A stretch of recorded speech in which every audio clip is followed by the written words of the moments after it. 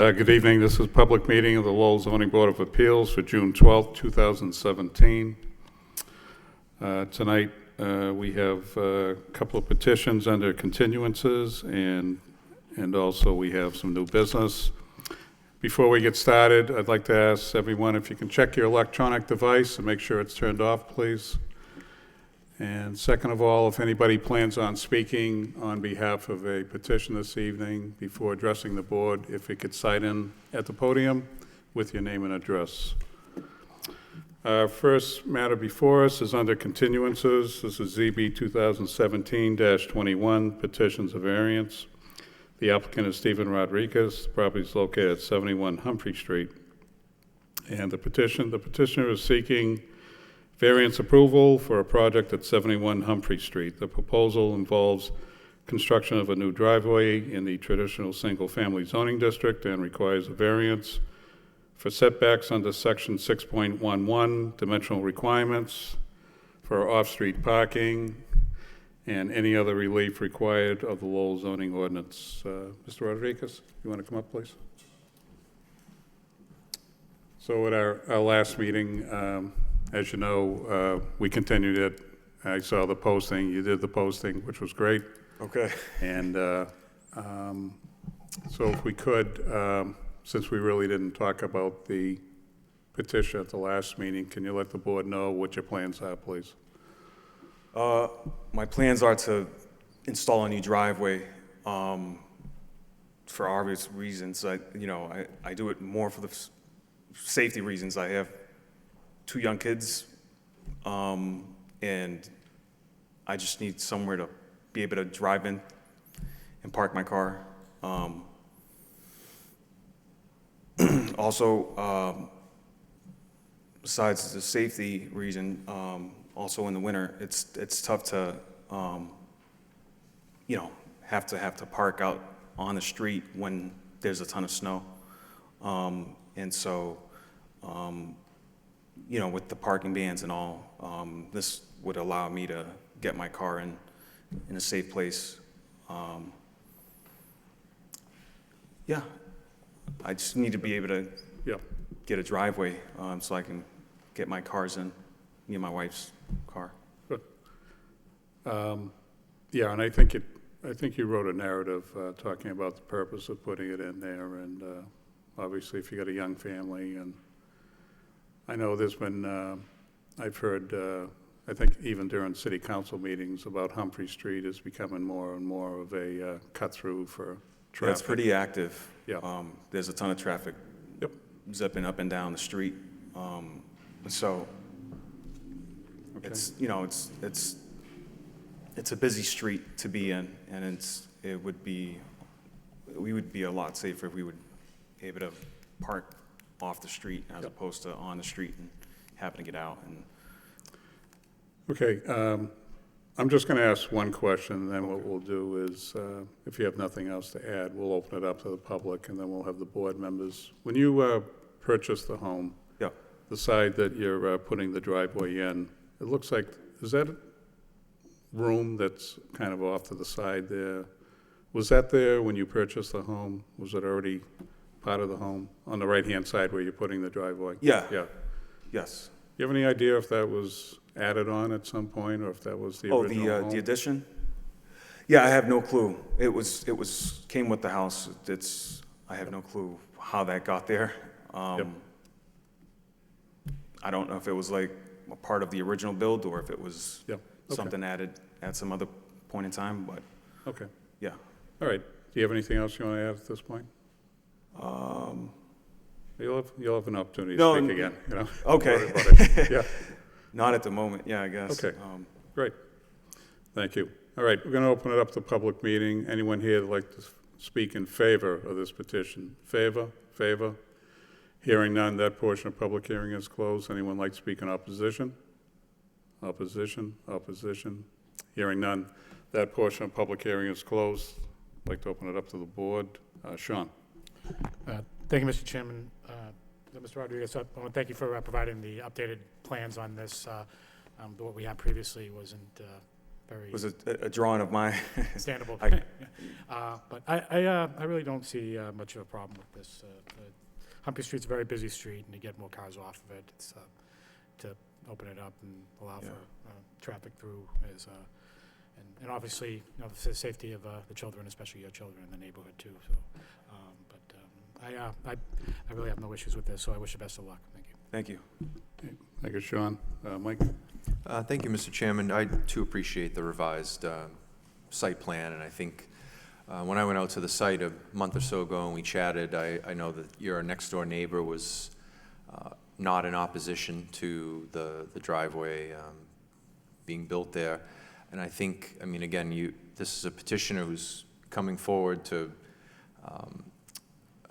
do the right thing as far as the driveway permit. I think the house next door, it's kind of a large driveway and may or may not be a pre-existing, non-conforming situation. Christine might speak to that or not, but so again, I appreciate the updated site plan. I realize that the new site plan shows that the driveway is right on the property line, but again, your next door neighbor isn't here to speak against your application. So I don't have any issues with it. Thank you, Mr. Chairman. Thank you, Mike. Van? I have no comments, Mr. Chairman. Thank you. Gary? Through you, Mr. Chairman. I do agree with the petitioner that Humphrey Street is extremely busy. A lot of cars are parked on that street, so anytime we can alleviate on-street parking, I do concur with Mike. You didn't have any opposition. Personally, I'd like to see that become a one-way at some point. We can get over to the Centerville I section agree. of the city and start making some one-way streets to relieve both the on-street parking and the concern for safety of children. There's a lot of children in that neighborhood. At first glance, that 3-foot relief is kind of tight, but again, no opposition. When I visited the site, a gentleman a couple doors down came and asked me what I was doing on the property, identified, so you have some nice neighbors out there, and he spoke well of you, so I wish you the best of luck moving forward and have a safe neighborhood. Thank you. Thank you, Mr. Chairman. Thank you.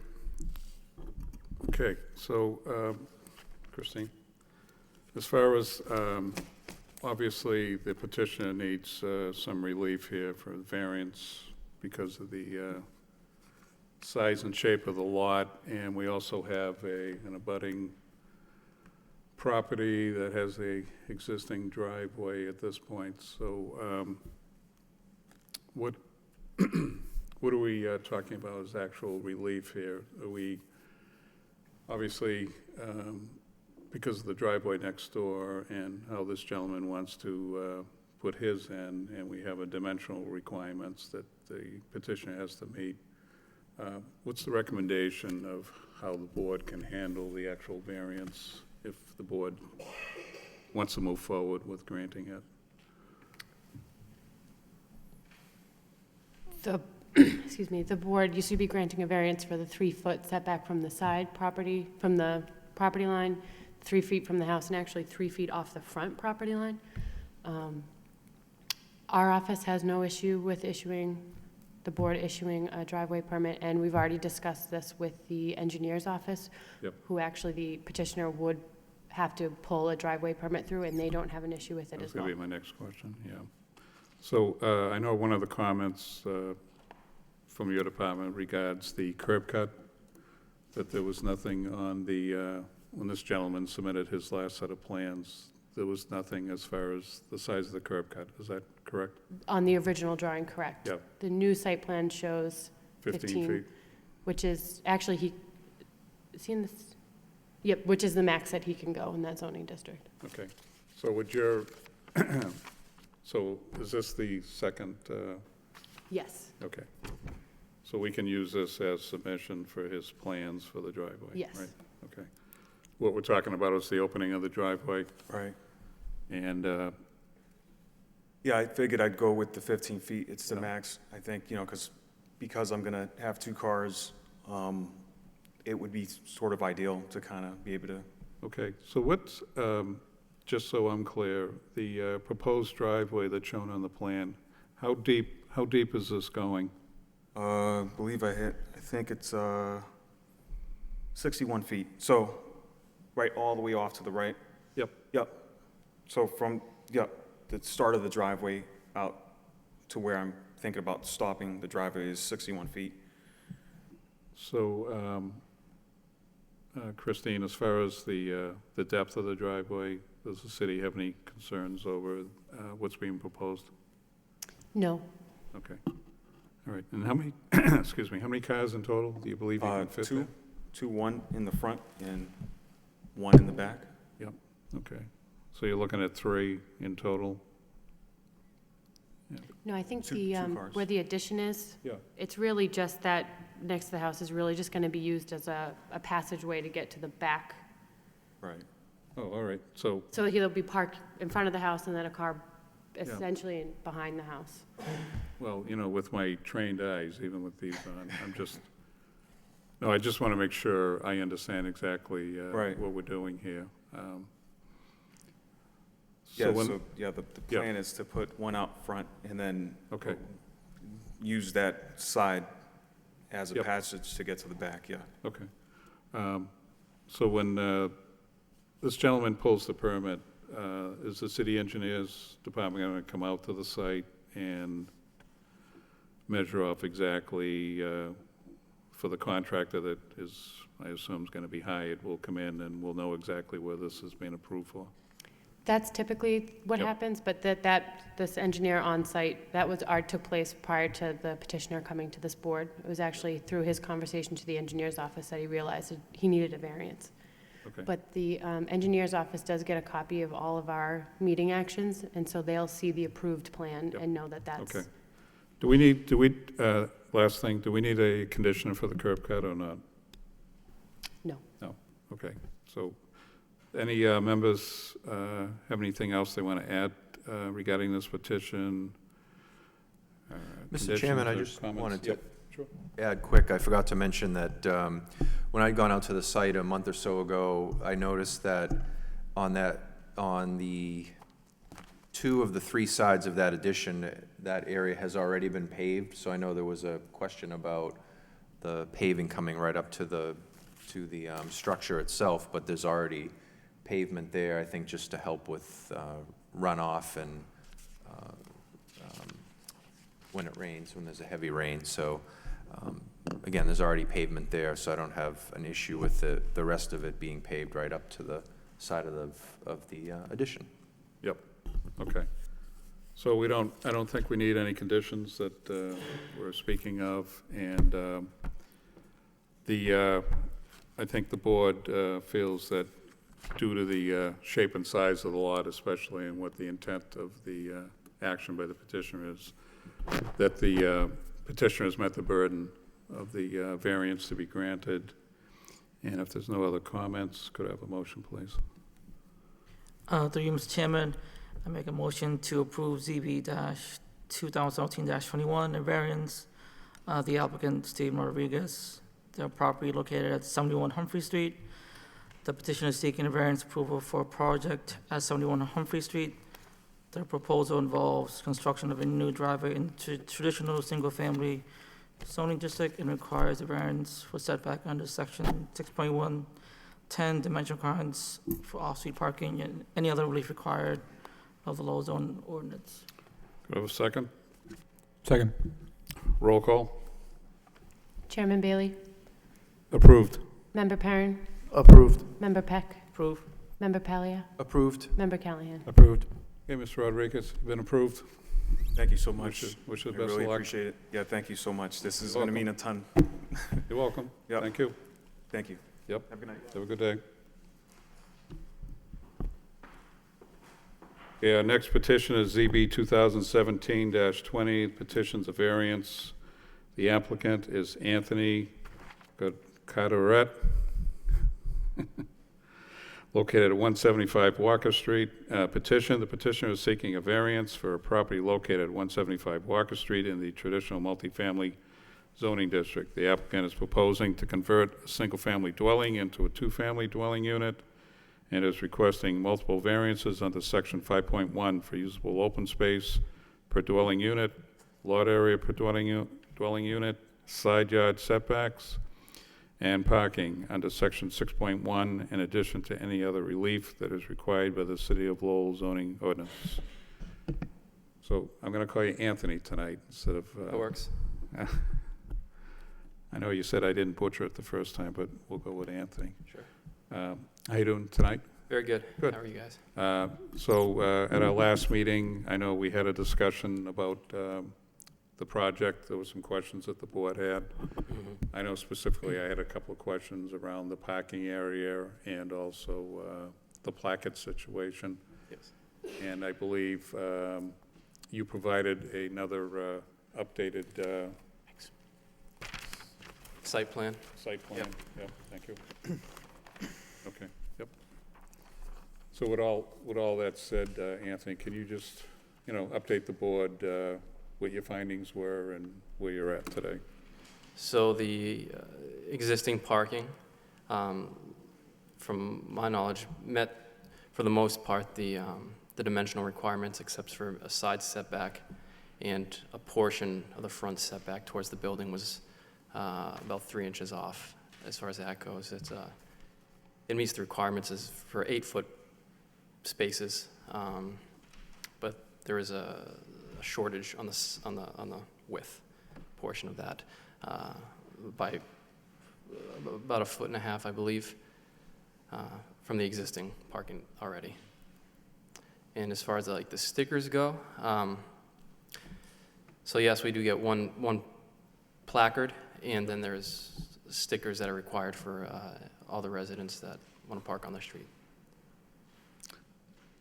So Christine, so each resident that's in the dwelling can go down and get a sticker, is that correct? Yes, No matter if it's a single or a two-family? the sticker, yes. Yep, okay, thank you. Okay, yep. Anything else? Not that I can think of that changed, but I do think that I've provided a considerable amount of information that might be favorable to allow the relief. Yep. Now, something else you provided was your lease that you have tenants sign. Yes, so that's the standard lease that I give to the tenants, and you can see, I think it's section 6. There is a limit to 2 cars per unit, and that's pretty standard for all my leases, unless there's a ton of parking. But for this particular unit, it would be there, and it'd be enforced by me as well, in addition to the lease itself. So anyone that broke that portion of the lease, I could evict them or make them come into compliance, I suppose. So as, excuse me, as part of that lease, do you ask for like a plate number, or how do you control that? So how I do it is yeah, exactly. They have to have a plate number. I get the description of the car, plate number, make sure it's insured and registered to the person who says it's theirs. And I just, compare it to their license and stuff like that. So it's pretty standard, verifying it's their car, they live there. And so I guess if they wanted to get stickers as well, they'd have to bring that information to you as well. Yep. So in regards to the rental agreement, now I know we had a discussion about whether there was going to be families living there, your mother living there, or students living there, and I know it kind of went around in a couple of different directions. As far as students, if you ended up renting to students, are they signing a one-year lease, and what's your experience? I know you said you had other properties in the city. I like to do a 1-year lease from August to August. That's what I typically do. Occasionally I do 6 months leases that end in December, but it's usually from August to August, or like a June to December, something like that. Yeah, so I guess the only thing I was wondering was if it was students there, were they leaving for the summer, in other words, and then coming back? Or You know, is it your experience who you tailor your rentals to? Is it a year-round that they would be around, say, for the summer when school closes? in my experience, it depends, you know, but there's definitely a good portion, you know, I can't give it a finite number, but Sure. yeah, there's definitely kids that just go home for the summer or back overseas for the summer for those 3 months. Yeah, that does happen very often. Or they Okay. get internships somewhere, you know, around the country or not in this area. Sure. Okay, anything else you want to add at this point? No, not that I can think of. Okay. So what we'll do is we're going to reopen it back to the public again, Sure. and then we'll move it to the board. And if there's any questions that come up that we need your input, we'll certainly ask you to come back Okay. up. Okay, thank you. Okay, we're going to reopen the public hearing. Anyone here that'd like to speak in favor of this petition? In favor? In favor? Hearing none, that portion of public hearing is closed. Anyone like to speak in opposition?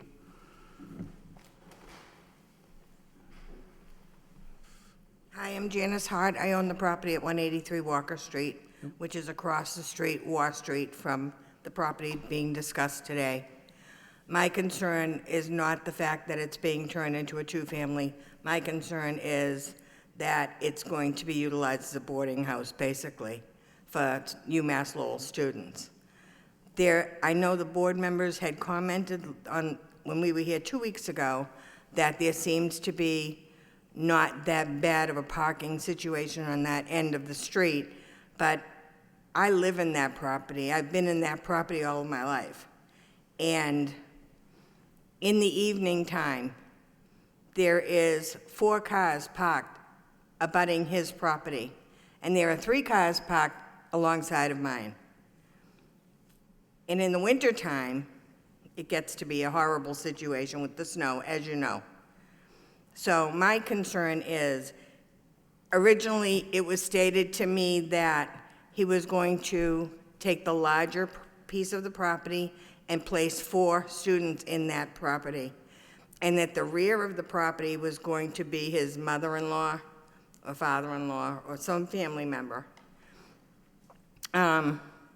Then it came out at 2 weeks ago meeting that he could only legally have 3 students per dwelling. 3 unmarried tenants living in the same property was mentioned. And then the concern to me became, was it going to be 3 in one unit and then 3 in the other unit, now making 6 students? So that's my concern. I mean, it's been a property that's sat there empty for about 2 years. And we've had animals living in there, we've had people breaking into that property, and I'm glad that somebody finally did purchase it. But my concern is the type of, I mean, I own a 3-family home. My sister lives downstairs, I live upstairs, and my son lives in the 3rd apartment off of the back of the unit.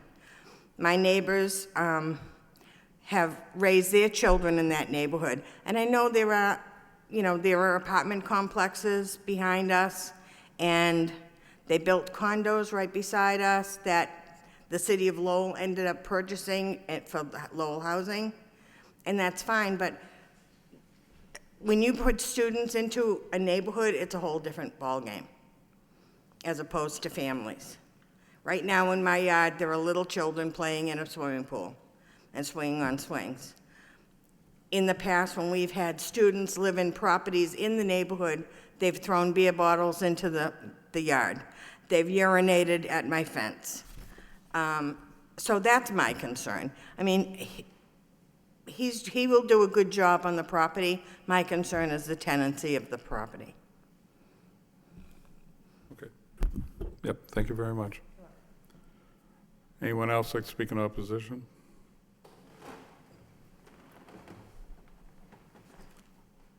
Yes, ma'am. Hi, I'm Joan Hamill, and I live in the same building as my sister on 183 Walker Street.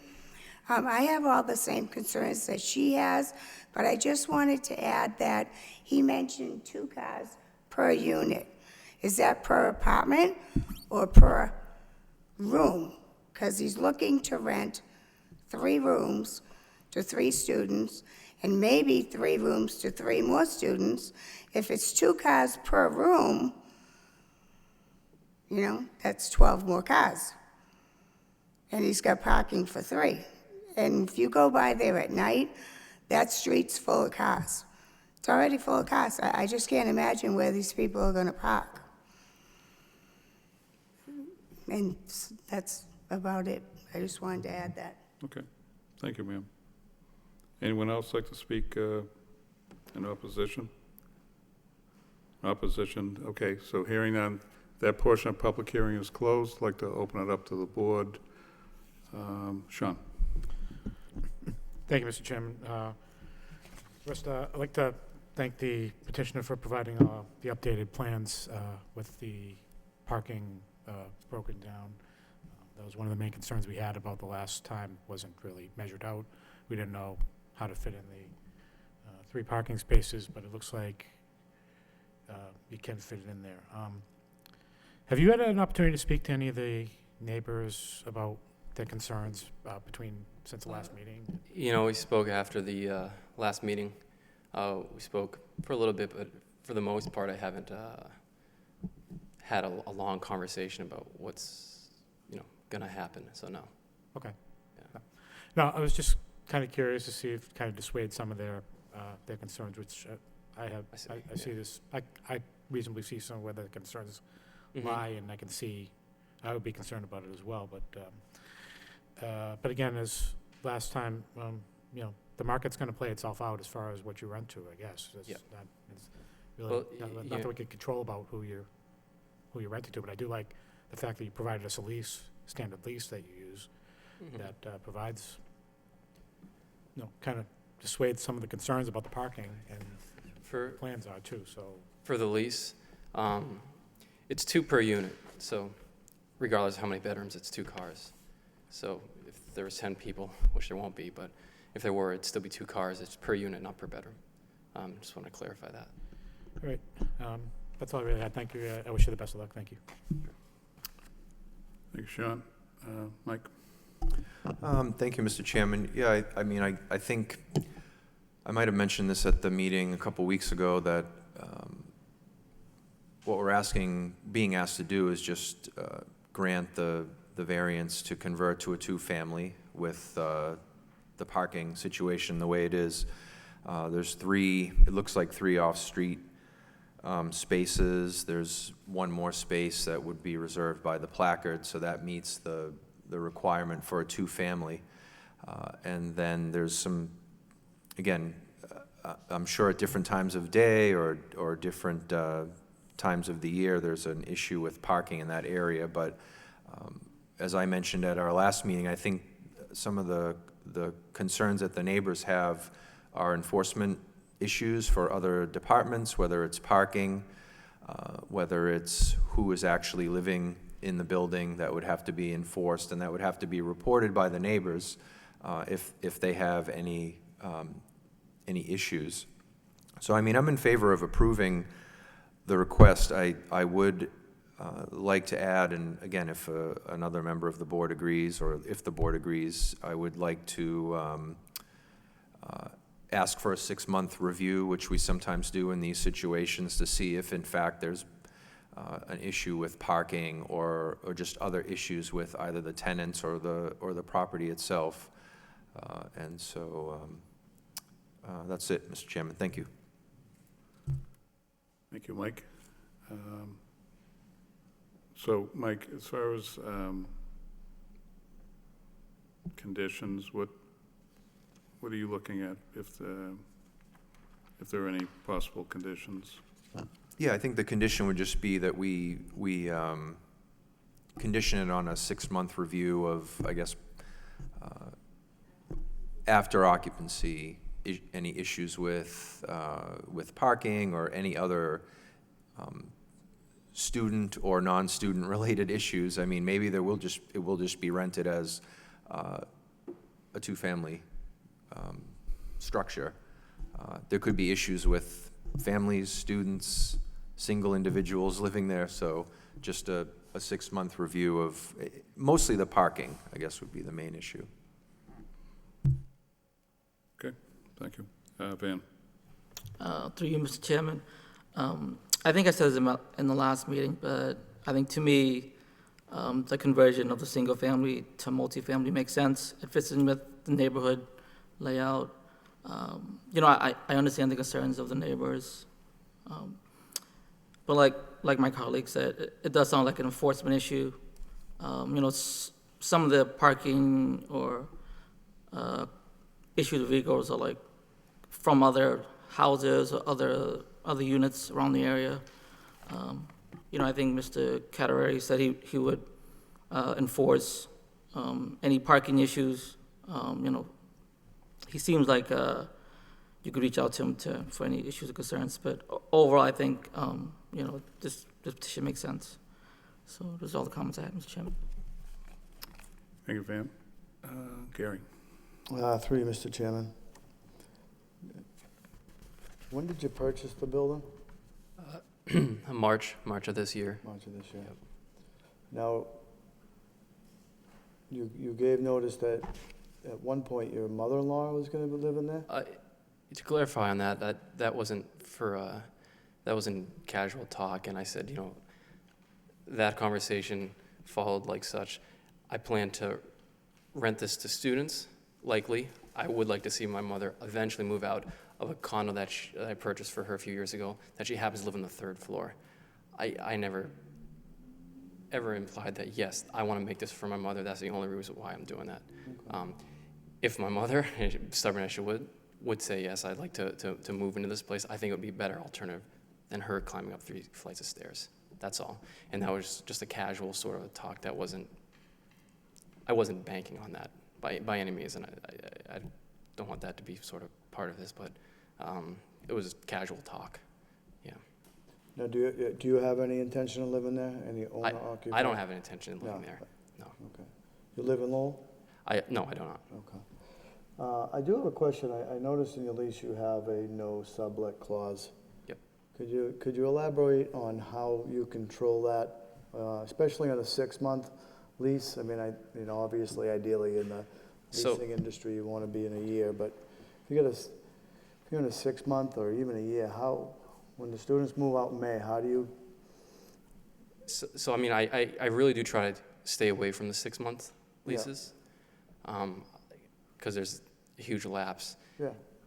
It could be another 6 months, but I follow a school schedule because most of my other properties are with students, so I follow a schedule that if someone's moving out in December, 2 months before that, I've already put out ads to fill that, so the transition is effortless. There's no vacancy during that transition. For the sublet clause, I don't want to have, for instance, if the building is rented and I rent it to Joe Smith, I don't want him just grabbing a bunch of people and having them help him pay the rent.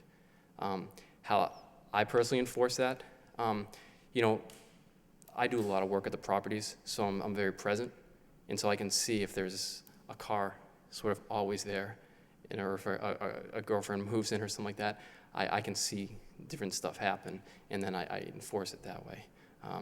Inspections, I usually just do an inspection once every 6 months if I have to, but for the most part, I'm present, so I can see if there's nonsense going on. How many other properties do you own in the city? 4. And do you rent to students there as well? 3 of them are rented to students. One of them is not rented to students. It's too far from campus. Okay. So actually, and this one's not rented. So. Right. Okay. I want to thank the members of the neighborhood for coming out tonight and expressing their concern. Always the biggest concern of mine, and I believe some of my colleagues, is off-street parking and over-parking. And just to clarify the number of cars you anticipate, I'm not sure if it was you or someone else made mention that it was maybe casual conversation of 2 cars per room, which would... That would never happen. No, but... Yeah. And, as far as my, authority in managing the property, Right. it's just, common sense that if the tenants have no place to park, I'm the first one to hear it, and then it becomes a big problem. So my plan is not to fill a building with a bunch of cars and have people calling me in the dead of night when they come home because there's no place to park, because there's other tenants. It just doesn't work that way. That's why I have a lease with parking requirements. Otherwise, people could buy 10 cars and make a parking lot, my front lot, so I don't do that. Now, do you offer any of your student tenants, if you will, an option for subsidized parking in any one of the city garages, or is that No, I haven't. overboard? If it was available, I would most certainly do that. Yeah. I don't personally, because I haven't ran into that. I've never ran into a parking issue. Any parking issues that I have, cars get towed, if there ever is one, but for the most part, I haven't had ever an issue. Well, I do agree with my colleague, Mr. Pagula, about a 6-month review, I think. This type of conversion. The university is growing leaps and bounds, and student housing and student buildings has become a cottage industry of its own. I'm not too much in favor of one inspection every 6 months. A lot can go on in 6 months. I'm not a property manager. I'm not. I mean, I can you're always on your own business. throw a 3-month in there. No. I College don't kids like are to here for a reason. They're here to get an education and have as much fun as they possibly can while they're away from mom and dad. Yeah. I know I have had them, a couple go through and have rented houses, so if this does go through the board, just a point of interest that, Yeah. Message and received. in all people, in all fairness, if I was living in the neighborhood and this was coming in, I'd have those concerns about some of the concerns the residents raise with how college kids act, but if, I know my son's landlord down in his college in southern Massachusetts, the landlord went every month. So they knew. Yeah. And kids, and they're just kids, so just a quick point of reference how I would look at it as a city resident, as this is a hot topic for the city. The word is, if you don't want to sell your house in 2 years, just wait a few years, the university will buy it. Yeah. Which isn't always a bad thing. It's a good thing in tow, but as long as we're all on the same board about how the community, and this kind lady's been living there her entire life, to which her sister now lives there and her son. So Lowell's a very unique community. I agree. And We take our sense of community seriously, so just those are my thoughts. And I appreciate you coming here tonight and answering these, and I appreciate the citizens. No more further questions, Mister. Okay. Anthony, can you, I think Mr. McCarthy, who's not here this evening, I think he asked you about the layout inside the structure. Can you just tell me again how many rooms, or I'll call it the front unit and the rear unit? Can you explain that again? How many bathrooms are on? Okay, yes. So if you're looking at the building from Walker Street, the first portion of the building is 6 or 7 rooms, and 2 bathrooms and a kitchen, of course. And then towards the back of the building, which is the portion I'd want to make into a separate unit, is just sort of like an open space, maybe like 30 by, like 35 by like 26 or something like that, with the first floor just kind of open, and then the second floor are 2 rooms that are unfinished at this time, but there's no bathrooms or anything. It's just sort of a open canvas of space.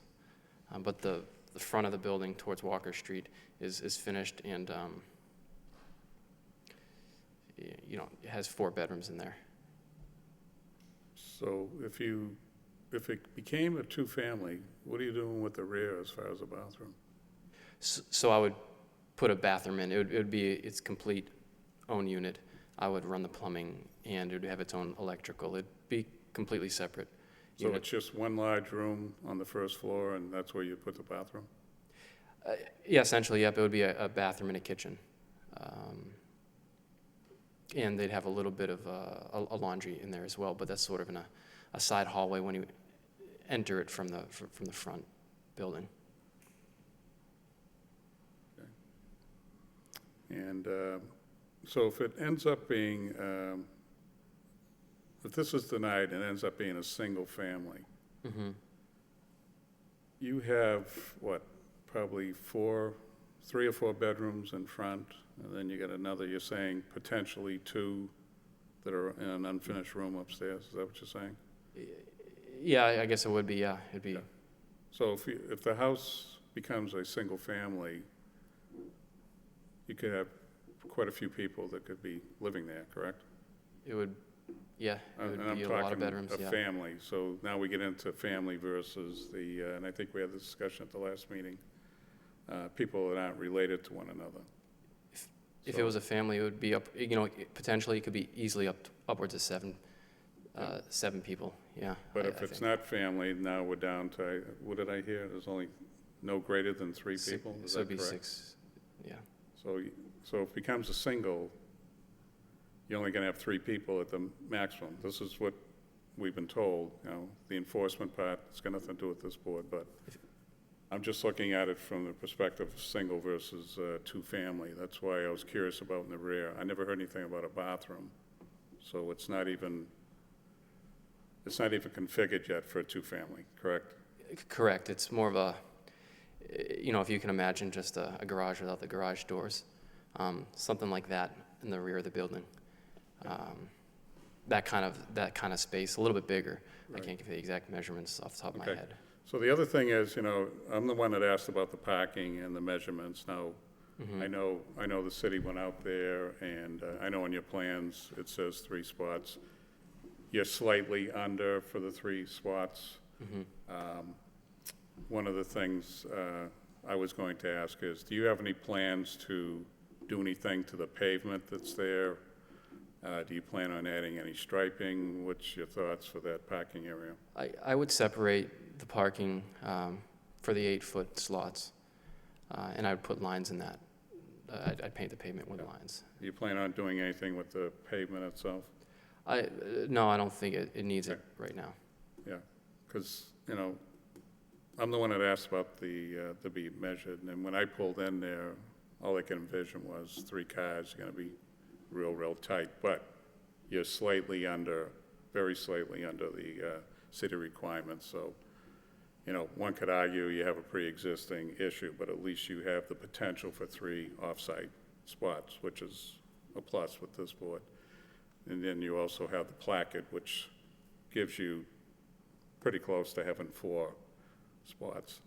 The reason why I asked about the single and the 2-family, I don't think at the end of the day, if every resident can have a sticker, now if it becomes a single family and you have, I don't know, I think you can get quite a few people in there, depending on the size of the family. Mhm. I don't know how that mitigates the whole parking issue that the neighborhood has. And obviously, your 2 closest neighbors showed up to this meeting for 2 times in a row, so they obviously have the most impact over this decision. And, as I drove the neighborhood, I found it interesting how the back street, what's that, Benton or what's that? Burke, yeah. Most of those seem to be single-family homes, but all the zoning throughout that whole area, there's nothing that's single-family. Everything is multifamily. So that whole zone is really a multifamily zoning district, no matter where you go. So there seems to be a mixture of singles and multifamilies. And the whole issue of the parking, I really don't know at the end of the day how we get around the whole parking issue, whether it's a 2-family or a single-family. Since everybody that can be a resident can have the stickers, I don't know how many people you're going to get there, but you basically have 4 dedicated, just about 4 dedicated. I'm giving the 3 the benefit of the doubt just because of the existing conditions, but, that's the struggle I have right now, whether it's a single or a 2-family. but because of the size of the home, and I think, ma'am, you talked about, you know, the size of your home, for instance, and I know, ma'am, yours is a single family, but, you know, you have a 3-family there. I'm not saying his home is the same as yours, but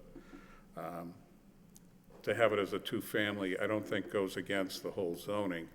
I know there's a lot of concerns about, so when the neighbor talks about a boarding house, do you run boarding houses in the city? Absolutely not, no. Okay. And I, you know, based on this gentleman, I know he's had some conversations with you people, and I think with your husband also, so I don't think his intent is to have a boarding house. That wouldn't make sense to me. But obviously, you're gonna have to do some work if you're gonna make it into a 2-family, right? So you're gonna have to be a code, the code, city code will have to come in and take a look at what your plans are. So hopefully, you're gonna be able to meet code if it does go to a 2-family for that rear unit. Again, I haven't been in the inside, so it sounds like you just got one big room and you got 2 unfinished. It's probably like an attic or something up there. Close, It's never yes. been in, I don't think anybody's ever lived in that rear unit, is that? I know they talked about there was a business or something in Not to there. my knowledge. Yeah, If it okay. were to approve, I plan to hire an architect to. Yeah. Now, help the me. administrative review, I'm not sure about 6 months or if that needs to be looked at, because if this is June and you think you're gonna have college students in there, for instance, you'd probably be getting people signed up now, and I don't think you're ready to start signing up people for a 2-family, correct? For the 2-family section, it's definitely tight, so if it were to be approved tonight, I would start the process immediately, and hopefully, it would be done by, you know, September the latest. If not, you know, if I can't find Yeah. someone Well, in. that's kind of, I'm not Yeah. gonna say your problem, but Okay, whatever you're gonna do. And as I say at the last meeting, I don't know if he's gonna do students. You can rent to whoever you want to, but, I mean, it sounds like your intention is to do the student thing, but I think the administrative review is just gonna be very important, A, to satisfy the neighbors that there aren't any issues there, and in fact, I don't know if we can really tie it to a 6-month, because nothing's in place yet. So, I know, Christine, you mentioned something about at the time of occupancy, right? We could do some type of review. I hate to even ask this, but since you provided the lease agreement, at the administrative review, would you have any opposition to providing who you're renting the units to, at least for the first time out? We don't need to know how much you're charging or any of that stuff, but just so we have a sense of what you're doing there. I'd be more than happy Yep. to provide a lease, yeah. Yeah. If it- Yeah, and I'm not As long as it doesn't I'm not trying to compromise. cast dispersions on what your plans Oh, are. I'm you know what I mean? completely transparent, whatever you guys would need as far as that goes, as long as I don't compromise whatever the person's name is, I don't want to Yep. just give their name out, but. Just like, even whether it's students or it's not students, the whole thing about the 3 unrelated people. Now, does that mean, what's the maximum number of people going to be in that rear unit? Do we even know that? If he's only got, I don't know, 3 rooms? There are minimum square footage requirements per bedroom for Yep. the building code. I just don't know what it is off the top of my head. Yeah, so you may be, I don't know if you've even looked into that, how many people you can actually, I mean, I haven't really looked into it, but the most I'm willing to do is 2 people. I just want to make it a 2-bedroom. If it doesn't meet the 2-bedroom, then it would be a single. Yeah. But I'm not going to go any more than 2 you bedrooms. can't have more than 3 in the front unit either, correct, if I understand? Mhm. Just so we know what we're doing here, Oh, okay, yeah, no, I understand that. you know what I'm saying? Yep.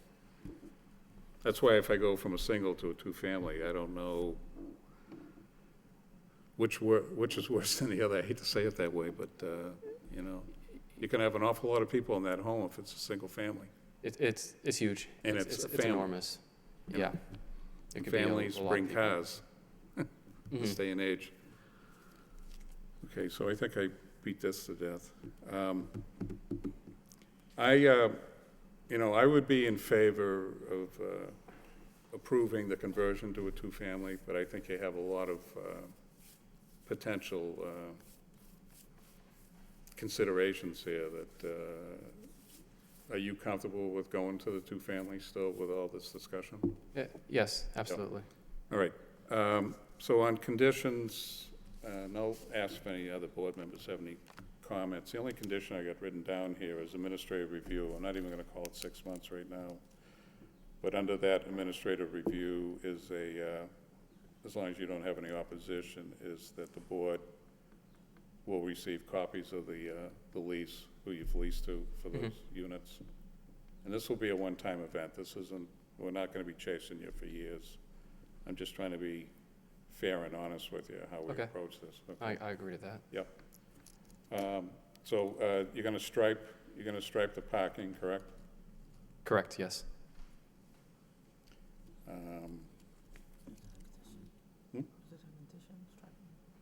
Yeah, this is gonna be part of the conditions, yeah.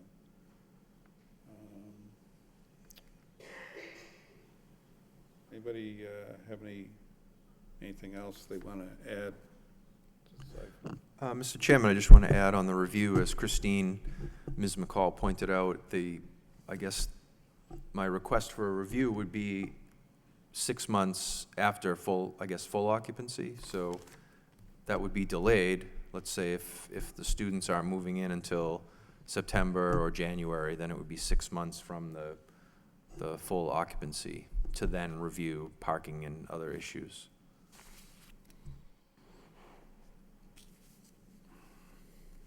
Anybody else have any other potential conditions they wanna talk about, or any other comments that anybody has? Just a point of clarification for the decision. Do you want the parking area striped prior to our office signing off on the occupancy? So before he is issued a building certificate of occupancy, it has to be striped? When do you want to have that? I think that sounds like an excellent For condition. the first unit, I should say. Yeah. Yeah. So do you understand what the, Stripe it right away. Huh? No, no, repeat again what you're saying. So for the decision, striping the parking lot has to be done by when? Occupancy of the second unit or occupancy of the first unit? Does the board have a preference?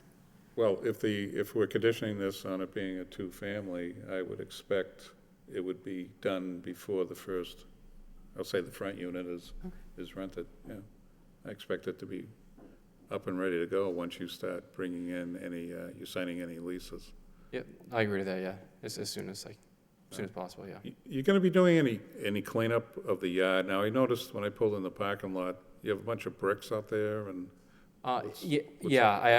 We started cleaning the yard, and I just piled it there for now, and then we're just gonna take it out. I'm not gonna leave it there. Yep. All that stuff that was piled up will be disposed of. So all the other, I know there was a list of variances here and shortfalls, but I believe, as far as covering the variances on the side yard, and I think the front yard setback was also impacted. Obviously we have an older home that's pre-existing conditions and that really has no bearing whether it's a single or a two-family, Christine, or is there anything that alters because I believe the plan shows as though it's a two-family, right? Yes, So those would be all the relief that's being sought? correct. Yeah, okay. All right.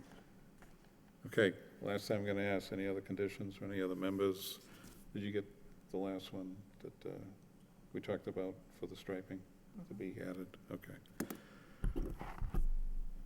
Okay, and so before we take the vote, I hope the neighbors understand, this was kind of a different petition for us as a board to entertain. My expectation is you're gonna get a good landlord here. Hopefully that's what transpires. You people have been there for many years. Hopefully he's gonna take care of what he says he's gonna take care of. So I'm sure you'll be watching, but, and just like, I hope you have the respect for the neighbors that, I'm sure you run a good operation. and hopefully you'll show that at this Walker Street residence. Okay, so with that said, could I have a motion, please? Through you, Mr. Chairman, I make a motion to approve ZB-2017-20, petition of variance, the applicant Anthony Corderetti, the property located at 175 Walker Street. The petitioner is seeking variance for a property located at 175 Walker Street in the traditional multifamily zoning district. The applicant is proposing to convert a single-family dwelling into a two-family dwelling unit and is requesting multi-variance under section 5.1 for usable open space per dwelling unit, lot area per dwelling unit, side yard setback, and parking under sections 6.1, in addition to any other relief that is required by the City of Lowell zoning ordinance, with the following conditions: administrative review at a future date, and striping the parking at the property before anyone is to live there. Okay, could I have a second, please? Second. Roll call. Chairman Bailey? Approved with conditions. Member Perrin? Denied. Member Peck? Approved with conditions. Member Palia? Approved with conditions. Member Callahan? Approve of conditions. Okay, Anthony, you've been approved by the board, and like I just said, I wish you the best of luck. Hope everything works out well. So Thank you very much. we'll be doing a follow-up at some point down the road on that 6-month review. Okay, sir? Thank you. Yep, thank you. Have a good evening. And thank you for the neighbors, again, for coming out. Thank you.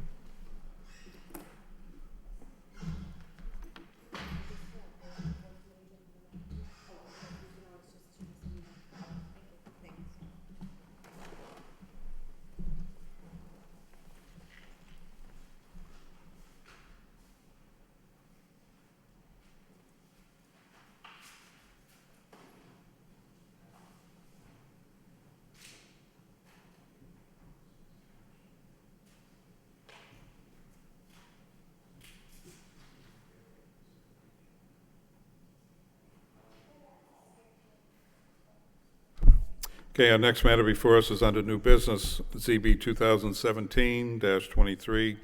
It's a special permit and variance, and the applicant is Sunshine Sign Company, property located at 211 Plain Street, and the petitioner is seeking a special permit and a variance for the Comcast Xfinity retail store at 211 Plain Street. The proposal consists of 4 internally illuminated wall signs in the high-rise commercial zoning district. The proposed project requires a special permit and a variance under section 6.3 and any other relief required of the Lowell zoning ordinance. Good evening. How are you? Good evening. And can you tell us who you are and why Yes. you're here? Megan Bradley, Sunshine Sign. Okay. If you could explain to the board what your intention is with these new signs, please. Sure. It's a freestanding structure within a plaza, and Xfinity wants to put 4 wall signs, illuminated channel letters, onto the exterior of the building. And that's what we would like approval on. Okay. Sunshine Sign Company. Have you done any other work in Lowell? Do you Pardon? know? Have you done any other work in Lowell? Do you know? UMass. Yep, okay. All right. If that's all you have at this point, we'll open it up to the public, and then we'll move it to the board, okay? Thank you. Great. Going to open up the public meeting. Anyone here like to speak in favor of this petition? In favor? Favor? Hearing none, that portion of public hearing is closed. Anyone like to speak in opposition? Opposition? Opposition? Hearing none, that portion of the public hearing is closed. I'd like to move it to the board. Sean?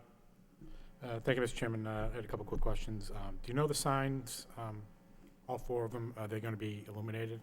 They are. Is LED lighting? Or? Yes. Okay, that's the million-dollar question for this board, so, yeah. Also, do you happen to know what the operating hours are going to be of the business as to when? I don't. They're usually on a timer. Typically, they will change, obviously, because during the daytime, they will not be operating. because, for obvious reasons. The faces of the channel letters themselves are red, so it's high visibility anyway. And then in the evening hours, anytime after dark, that's when they'll be illuminated. Okay, that's all I really had, so thank you. I wish you the best of luck. Thank you. Thank you. Thank you, Sean. Mike? Thank you, Mr. Chairman. You said you've done some work for UMass Lowell. Did they buy Xfinity? UMass Lowell, have they swallowed up Xfinity too, like they are the rest of the city, or no? Okay. Is this going to be, is Xfinity, this is not really sign related, are they relocating their center that's down on like Washer Street near the train tracks? I don't believe so. I'm not part of that project, Okay. but all I know is that they're moving into this structure, and it is brand new. Okay. So I mean, it seems like this would be a positive development for, maybe you know that, Christine, for customer service for Xfinity customers. I believe they'll still maintain the Washer Street address, but not for customer interface. The offices and the data storage will be out there, but the customer experience, I believe, will be exclusively at this location. Yeah, I don't have any issues with the signage. I mean, there's no detrimental effect on a residential area because there's a brook. It's surrounded by a parking lot and a driveway and the brook and the Lowell connector. So, and you already answered the LED question, and I guess the looming question about whether UMass Lowell owns Xfinity now, we'll leave that for another meeting. Thank you. Thank you, Mike. Dan? I have no comments, Mr. Chairman. Thank you. Gary? Through you, Mr. Chairman, would you be open for a condition that the hours of illumination will be consistent with the remaining plaza tenants? Yes? Yeah, we've had a few of the tenants in the past, and I think we're 1 hour after closing, and the latest in that plaza is 11, I think it's the gym. So Okay. just make a condition that you will close 1 hour after closing, consistent with the remaining, the co-tenants of the plaza. Closing of the plaza, like just, Turning off of the lights, I'm sorry. They'll be on a timer anyways. Also, is there any, are you involved or aware that an Xfinity sign is going to be going on the large channel structure that's on that's the- not my part of this, Okay. All it's right. not in Just trying to scope think for forward me. if this is going to be coming back to us to be added to that. I know there's some, No, not that I know of. I just have the channel letters and the I don't know if there's interior. any blank spaces on that. I'd have to look into that and get back to you. Yeah, it would be a separate sign permit anyways, if It they would. would definitely be a separate building permit if it's not part of this package. I'm not sure if it, at this time, if it would have had to come back in front of this board. Yeah, I do know when we approved the structure itself at that time, there were a couple open channels, blank channels, but I don't remember how long. I mean, that could have been 3 or 4 years ago, but just out of professional courtesy. That's so not my scope at all, Great. so, Appreciate your time. Thank you. thank you. So, did you receive the comments came from the city? Yes, Yep. and I also have an abutters list that was stamped that I Yep. need to, yeah. So I guess the one question I'll ask is, A, you said you received it. So when we received the comments came back from the city, in regards to the variance, that's because of the size and location of the wall sign. There were some comments here that the city had given us that the size of the sign exceeds the requirements of the city. Do you have, can you tell us how the size was determined? It was given to me. Xfinity gave us, this is what we believe is the maximum square footage that we could possibly have, which I thought that we were under the Okay. maximum square footage, so So, it's news to me. Christine, I know Patrick put it together, but it says variance for the size and location of a wall sign, and I know on the second page it talks about the subject wall sign where it's facing and exceeds the 3 square feet of variance is required. so, Yeah, our sign code's pretty restrictive in that regard. It doesn't take into account the architectural facade of the building. So signs that do not front a street, according to our code, are not allowed to exceed 3 square feet, which is very limited and obviously wouldn't make a lot of sense on a building like this. 2 of the 4 signs, even though most of them are visible when you're on the street, are technically not fronting a street, and that's why they need that variance. yeah, because we've had other petitioners in this plaza. Yes. I can't recall off the top of my head, you know. I don't recall us, I may be wrong, you know, changing the size of the sign. I think we've had the same discussion about how it faces the plaza and how the city requirement is. They also did it looks like the property owner, not this applicant, Yep. and I'm not sure if you guys got a copy of this, provided the square footage of all the signs in the plaza.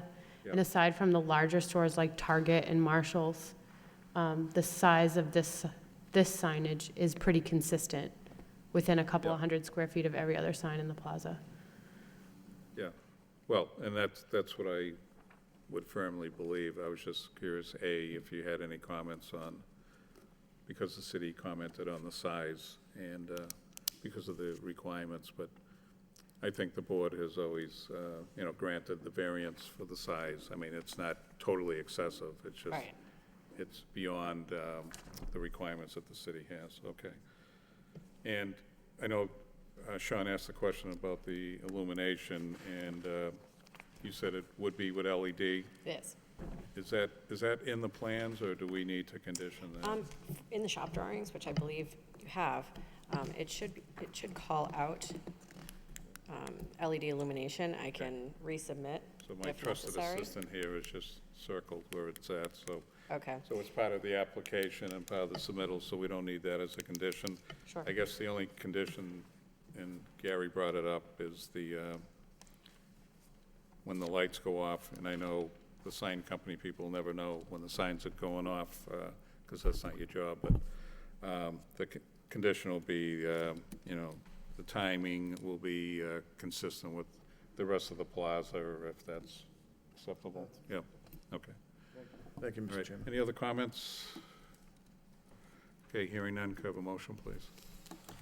Through you, Mr. Chairman, the matter before us, ZB-2017-23, the petition is special permanent variance.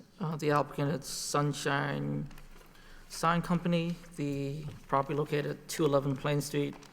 The petitioner is seeking a special permit and variance for the Comcast Xfinity retail store at 211 Plain Street. The proposal consists of 4 internally illuminated wall signs in the high-rise commercial zoning district. The proposed project requires a special permit variance under section 6.3 and any other relief required of the Lowell zoning ordinance with the following condition: the hours of illumination are consistent with the plaza. Okay, could I have a second? Second. Roll call? Chairman Bailey, Approved with conditions. Member Perrin, Approve with condition. Member Peck, Approve the conditions. Member Palia, Approved with conditions. Member Callahan. Approve of conditions. Okay, you've been approved. Wish you best of luck. Thank you very much. Have a good evening. Thank you. You're welcome.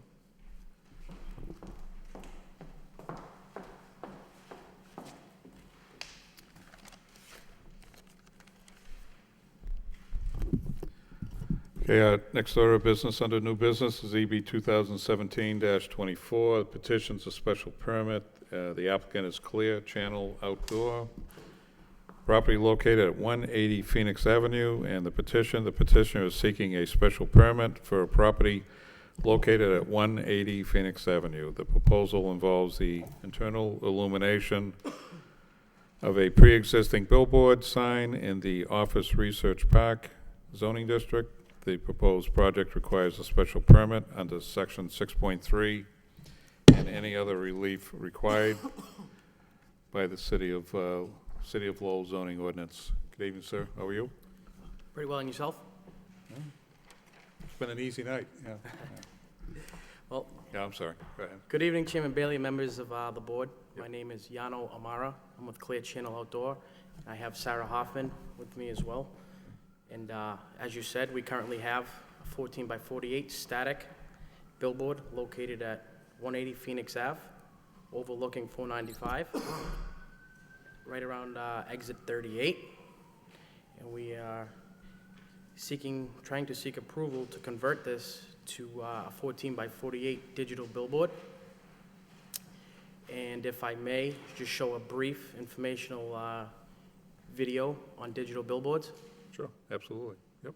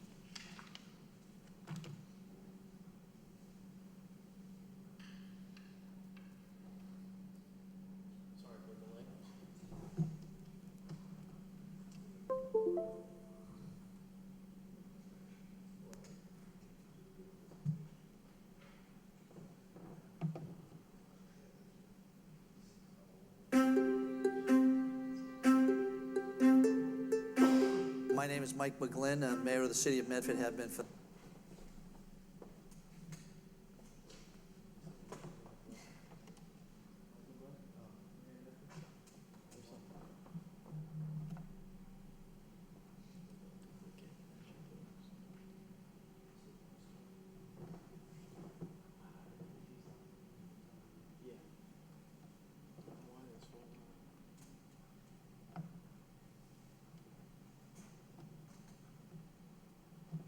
Had it working before. Here we go.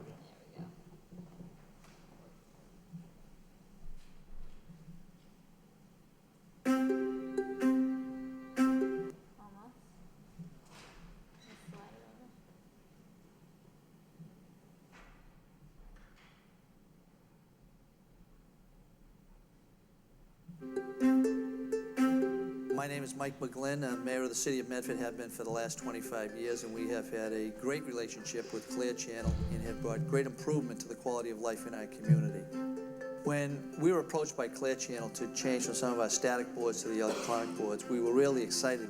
Not only did it give us an opportunity to add free advertisement for nonprofits, it also gave us the opportunity to derive some revenue and help offset a lot of the problems that we faced during this recession.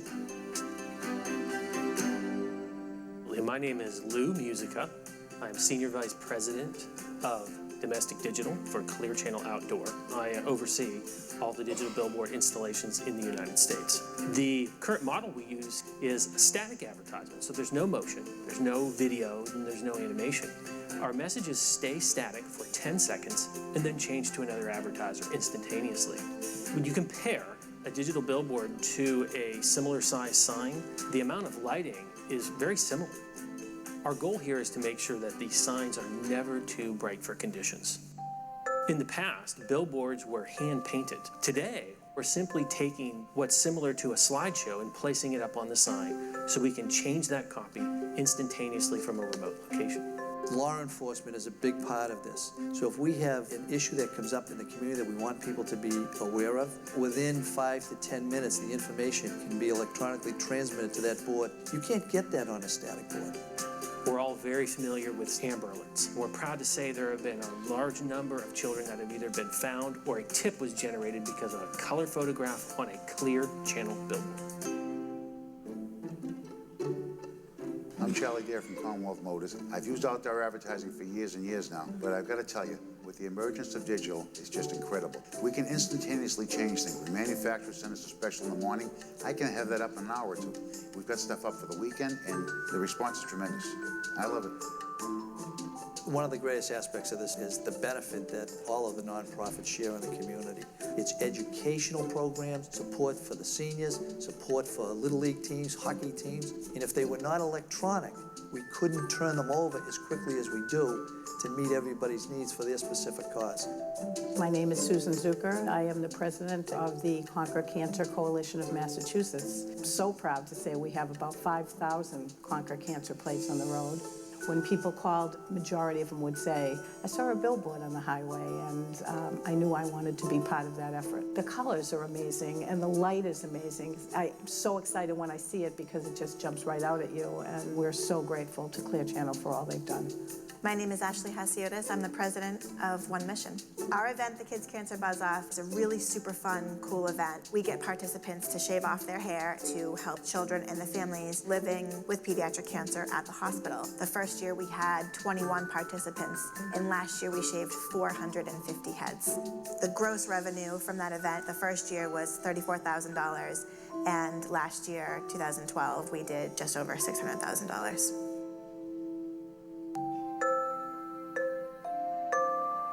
We have tremendous support from everybody who's used it, from the Jingle Bell Festival here, to the historic community, to the Rotary Club, and so many more.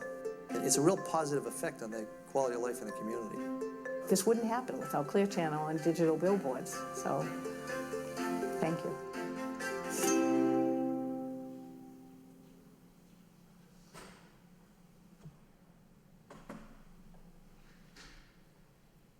So as I said in the, the video, there is no flashing, no scrolling, no animation. They change instantaneously. They are 10 seconds long. And all these rules, they're regulated by the state, outdoor advertising.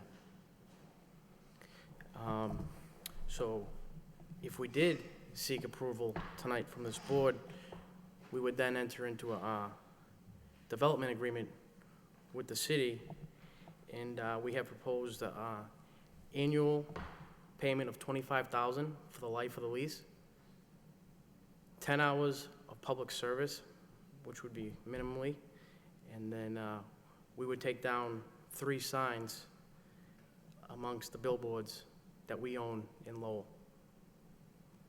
So I think that's all I have. If you guys have any questions. Yep. No, I think what we'll do is, we'll just open it up to the public and we'll move right to the board. And we'll see if there's any of the board members have any questions. All right, going to open up the public meeting. Anyone here like to speak in favor of this petition? In favor? In favor? Hearing none, that portion of public hearing is closed. Anyone here like to speak in opposition? Opposition? Opposition? Hearing none, that portion of public hearing is closed. Now, open it up to the board. Sean. Thank you, Mr. Chairman. Thank you very much for that presentation. It was very well put together. I don't see any issues with these. You see these billboards on the main highways now, off the main highways, and the one in Medford that the mayor of Medford just mentioned. I think you guys just put one up in Lawrence recently. Has that been? Yeah, we put 2 up at, we did one at Tech Print, Yeah. and we did one on 114, Moriarty's Auto Sales. Yeah.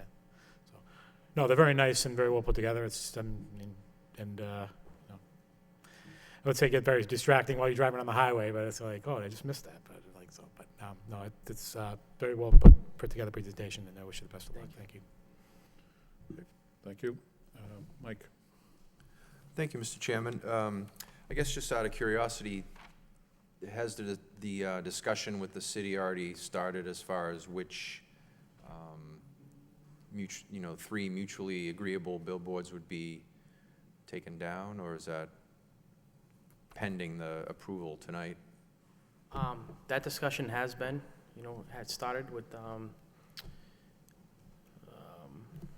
Mike McGovern's office. Okay. And, if we do seek approval, then, we would, I guess, mutually agree on 3 takedowns. How many billboards does Clear Channel own now within the city, the static billboards? Clear Channel currently has about 39 billboards across the city. Clear Channel does own 9 properties in the city, and we do pay about just over $100,000 in taxes annually for the signs. You said you have 39 billboards in the city? 39 billboards, correct. Wow. Some might be back-to-back, some locations might, have 4 sides to them, Oh, okay, I see. Okay. so, but there are 39 current billboards. Okay. Yeah, I mean, I don't have any, like my colleague, Mr. Callahan said, I don't have any issue with it converting to digital. You see these everywhere, and it obviously helps Clear Channel and also helps the people that want to use your, your services to market a business or public service announcement. So that's all I have, Mr. Chairman. Thank you. Thank you, Mike. Dan? I have no comments. Gary? 3, Mr. Chairman. Because Clear Channel own the one along Route 3 over by Cross Point? Is that the digital one you're referring to? We do Yes. not. You do not? We do not. But it's similar, from what your presentation, and thank you for that, it's a similar setup. Very similar, yes. Can you elaborate on the 10 hours community access? Is that weekly, monthly? And who determines what community access is posted? So it would be 10 hours a month minimum, and I guess the city would designate a person from the city to communicate with Clear Channel to what they want advertised. Whether it's recreation, football signups, hockey, baseball, trash pickup, electronic pickup, any kind of message the city does want to release, would have that contact person reach out to our office, and we would do that. Now, are you finished? No, yeah, go ahead. Do you have any agreement with public safety with Lowell PD? Does Clear Channel provide Amber Alerts? Do they do Most Wanted? Anything of that nature? Or do they work with the state police as far as a public safety notice goes? Yeah, we work with all those agencies, and Amber Alerts are nationwide. Right. So if there happens to be an Amber Alert, all our billboards freeze for 1 hour, and they put all the information for that Amber Alert up on all our digital billboards, actually every digital billboard across the state and the country, or that area. And, we do a lot with the state. The state does get 15 hours also of public service. Their message is usually, drive now, text later, drinking and driving, buckle up.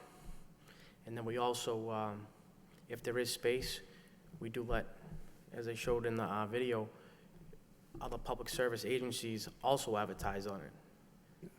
I had noticed in Medford, retired Mayor McGlynn, they had the veteran services up there and senior services.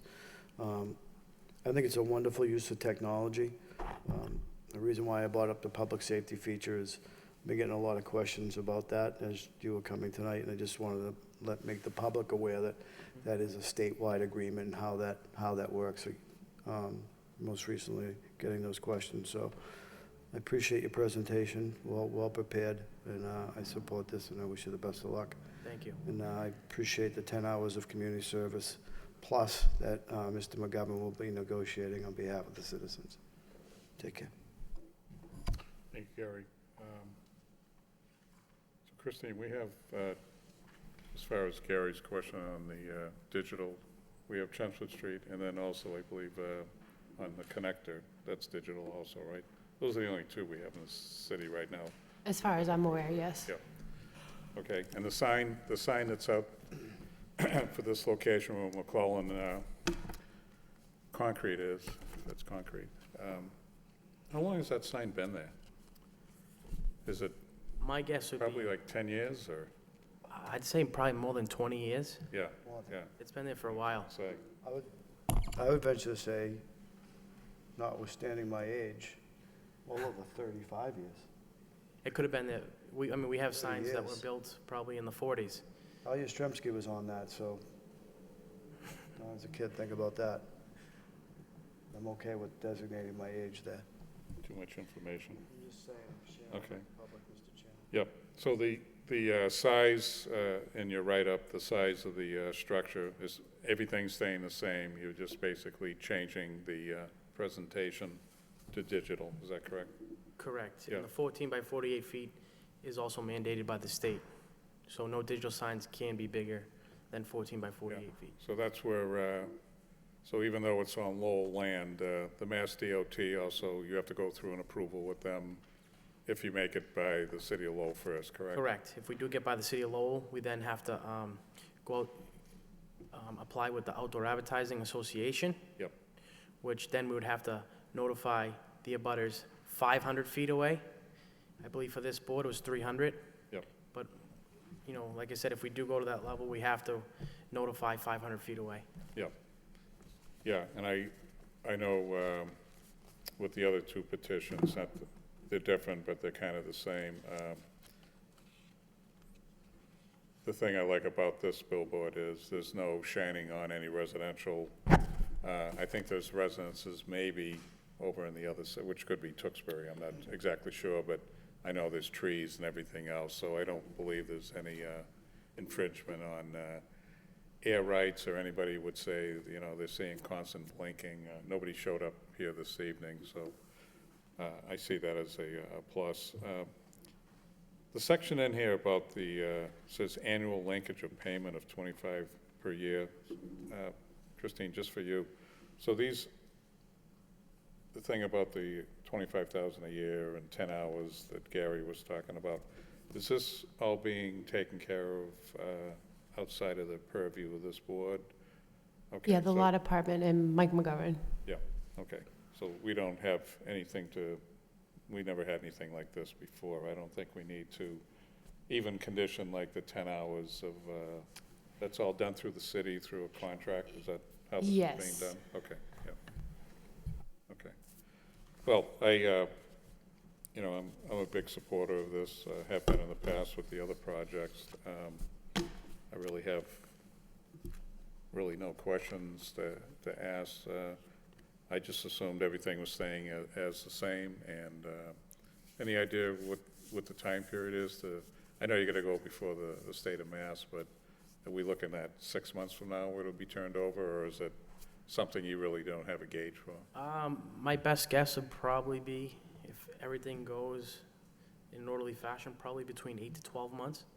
Yeah, because if I recall, the Chelmsford Street one, I think they said to me, what seems to take the longest is getting the state to actually approve it for administrative reviews. Okay. Anybody have any comments, additional comments? If not, could I have a motion, please? Through you, Mr. Chairman, the matter before us, ZB-2017-24. The petition is special permit. The applicant is Clear Channel Outdoor. The property located at 180 Phoenix Ave. The petitioner is seeking a special permit for a property located at 180 Phoenix Ave. The proposal involves the internal illumination of a pre-existing billboard sign in the Office Research Park zoning district. The proposal project requires a special permit under section 6.3 and any other relief required by the city of Lowell zoning ordinance. Okay, I have a second? Second. Roll call? Chairman Bailey? Approved? Member Perrin? Approved. Member Peck? Approved. Member Palio? Approved. Member Callahan? Approved.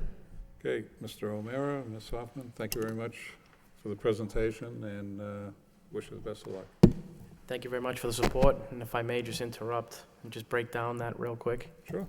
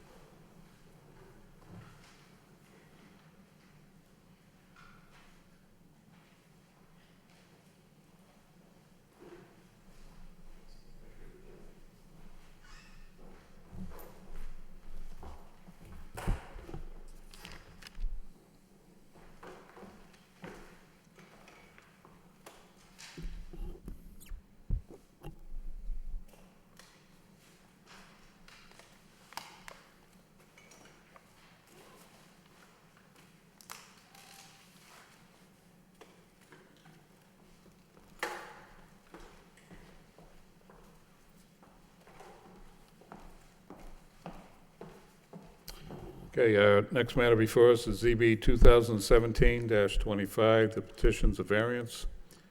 The applicant is Sarah Martins, property located at 157 to 159 Andover Street. Petition, the petitioner is seeking parking relief for a property located at 157, 159 Andover Street. The proposed project consists of adding a salon to a two-family residential dwelling in the urban mixed-use zoning district. The project requires a variance under section 6.1 and any other relief required by the City of Lowell zoning ordinance. Good evening, ma'am. How are you? Good evening, Mr. Chairman and all the board's members. Yep. And Christine, good evening. I would like to pass this through you as a reference, please. Sure, sure. Yeah.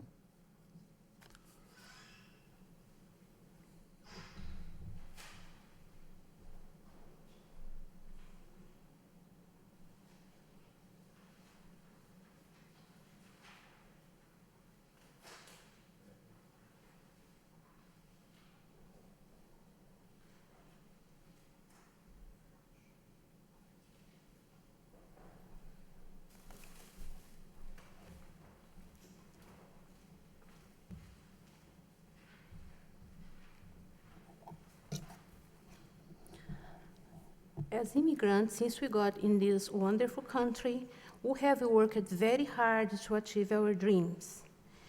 Then, in September 2004, we bought a house in 159 Andover Street in this lovely city of Lowell.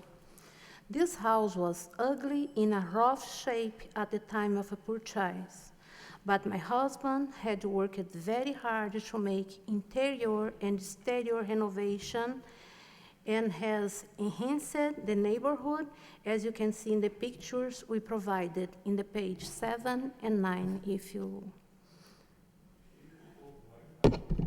Oh, yeah, I'm pretty... To continue fulfill our American dreams, in December 2010, the city of Lowell granted us a permit to change a vacancy first-floor tenant space into a beauty salon. I have enclosed a copy of the permit in the page 2 for your reference.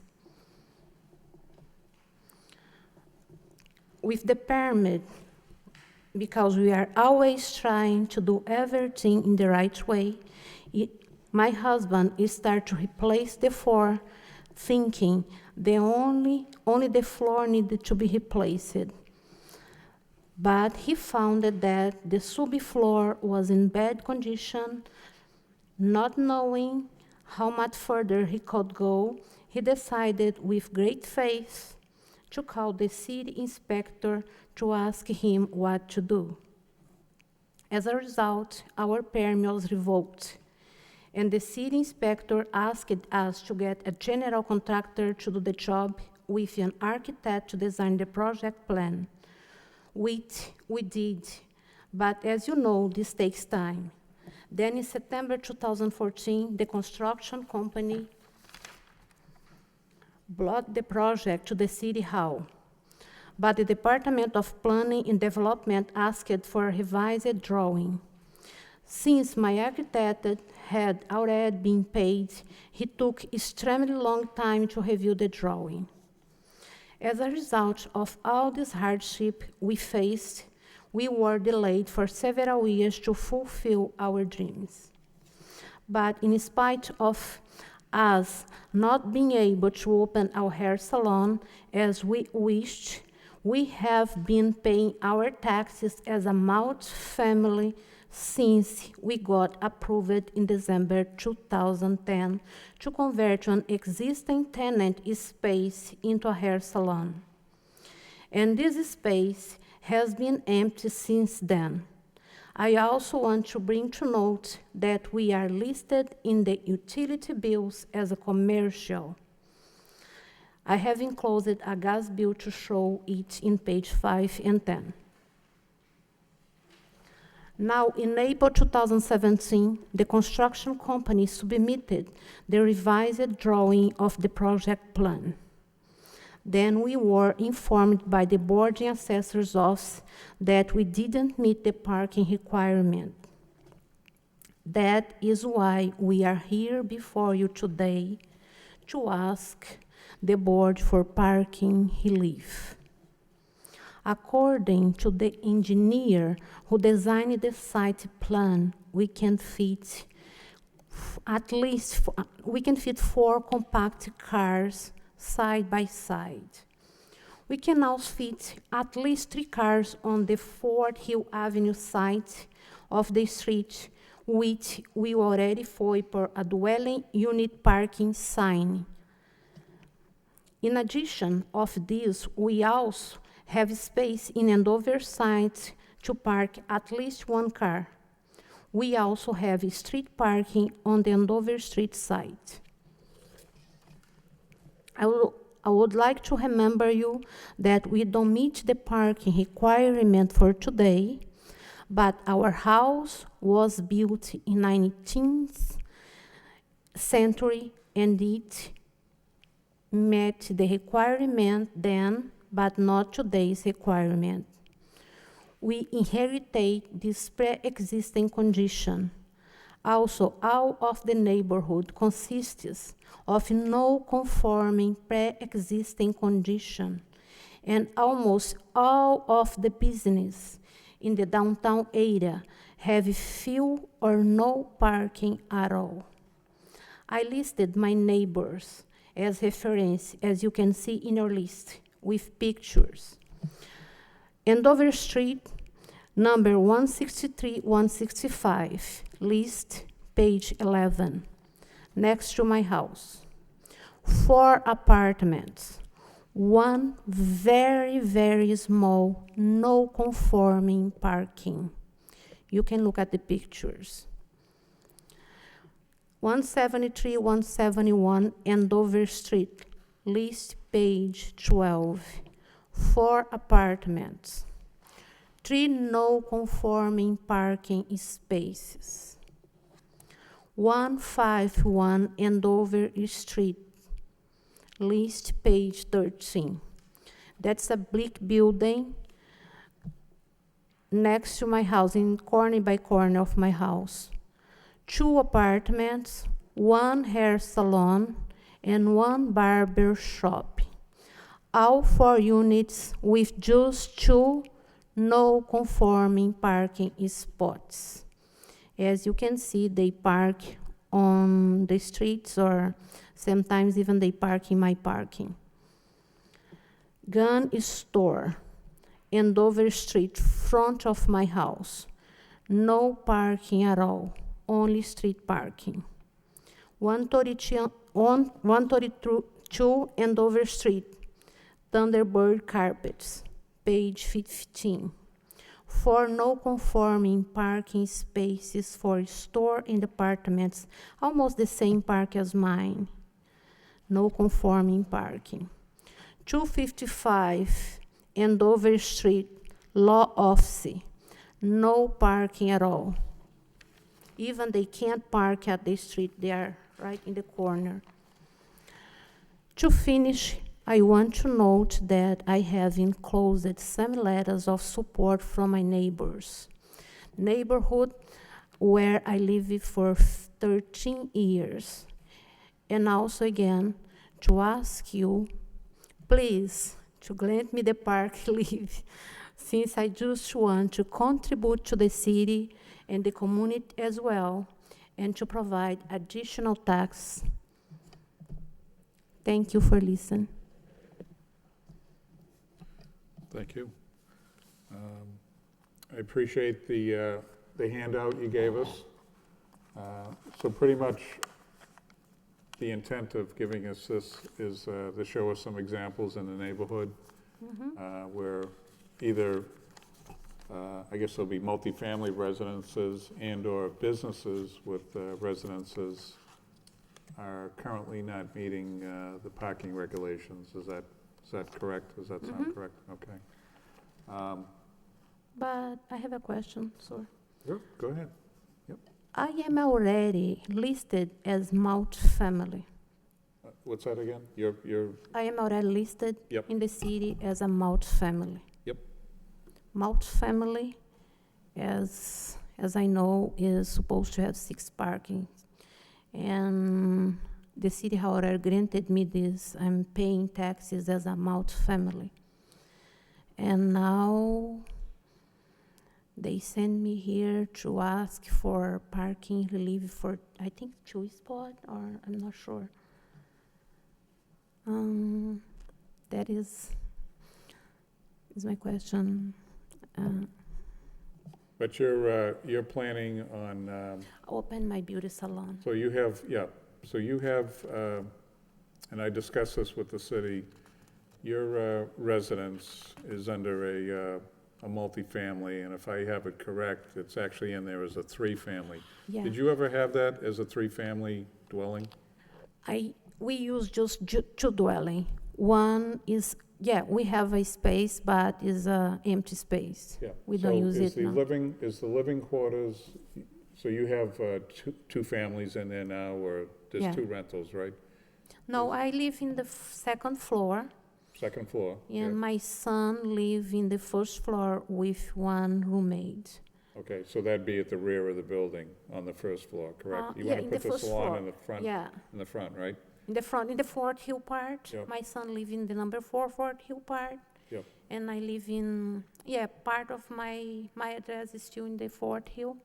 My front entrance is in the Fort Hill, but Yep. my address is Andover Street.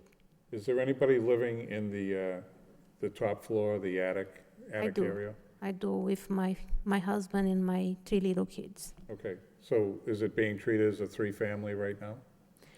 No, we just occupy 2 families, but I have a space that the city hall counts as an apartment, but actually it's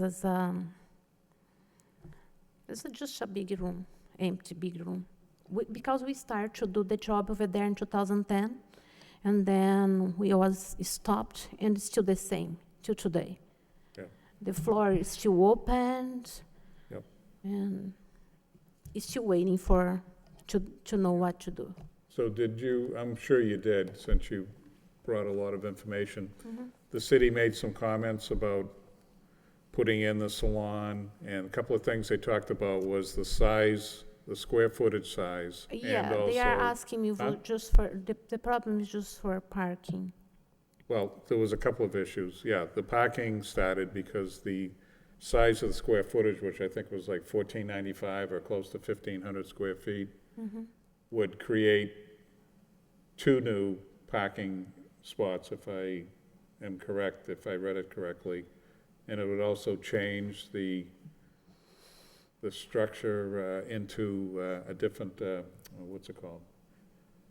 They're in a particular zone right now, but by putting the salon in, it would become like a DMU, or what was the So it's in the urban mixed-use zoning district. urban mixed use, yeah.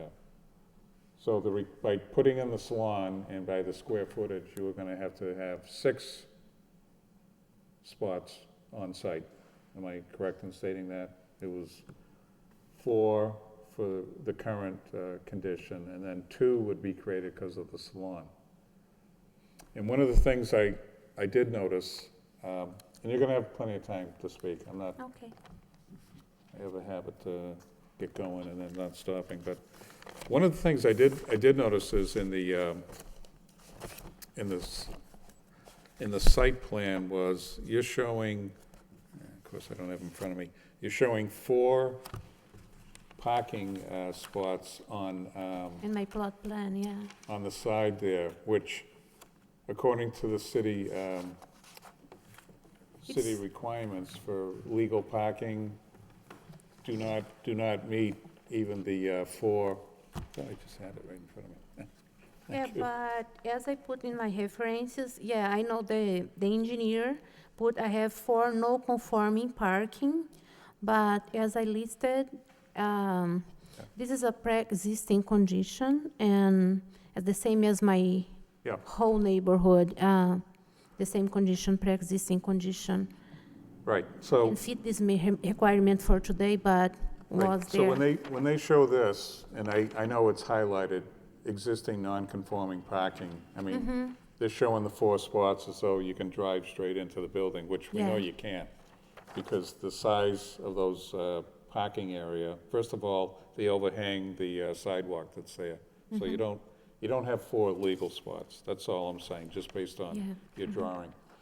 And then I know there was mention, and I don't know if it's on here, but on the other side, on the Andover Street side, on the other side of your home, this looks like they put in like another parking spot, and that actually is not even a parking spot because there's no egress into it. The sidewalk just runs right along the side, so you don't even have an opening there for a spot.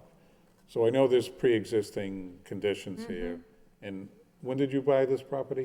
Do you remember what year? 2004, September 2004. 2004, okay. And we were given an awful lot of information to look at. It looks like you had prior plans before, that you wanted to do Yeah. something, but the city basically came in, did an examination of the property, correct? And had some questions. So, Christine, through you, so the information we received from, looked like there was some past activity with the city. I know the building inspector had been in there. What does that information, are we using that as far as assessing the petitioner's application this evening, or how are we supposed to look at that past information from the city? Essentially, this letter from the building, I believe it's Christopher McWhite, it's not signed, the building department. Yep. Typically, letters like this are a result of a legal use determination. I think what Christopher was trying to outline is that if the property owner did want to convert it from a 3, which is what we had it as record, to a 2 plus a commercial first floor, these are the fire, building, zoning, things that the property owner would have to comply with. So a lot of it is building code. And I think Christopher just submitted this as his comment because he did do this about a year ago.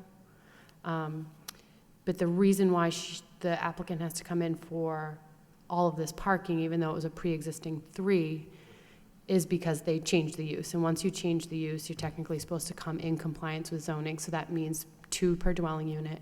And I actually did quick math, and her salon, even with the proposed addition, will still be less than 900 square feet. So I guess instead of, if it was a 3rd dwelling unit, she'd have to have 2, whereas the salon, she's only required to have 1. But because she's changing the use, that's why she has to go from 0 to 5, or, 5 parking spots. So, one of the things that was mentioned was, you had your current home there was a multifamily, which you had, but now you want to put the salon in.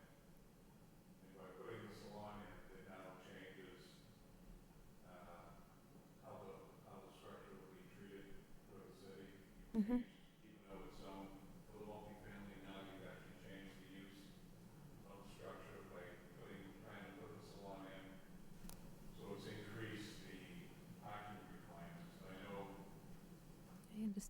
your intention is to kind of show the neighborhood, how things are currently today and with your past experiences with the site. So do you have anything else you want to add at this point? Because what I'd like to do is open it up to the public and then give the board a chance to ask some questions, and then we'll certainly have another opportunity to speak again. If that's okay with you. Thank you. Okay, thank you. Okay, so I'll open the public meeting. Anyone here like to speak in favor of this petition? In favor? Favor. Hearing none, that portion of the public hearing is closed. Anyone like to speak in opposition? Opposition, opposition. Hearing none, that portion of public hearing is closed. I'd like to open it up to the board. Sean. Thank you, Mr. Chairman.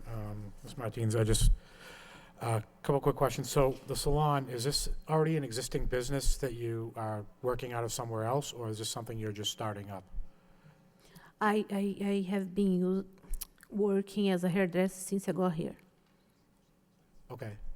Where's that, you just working from home, or?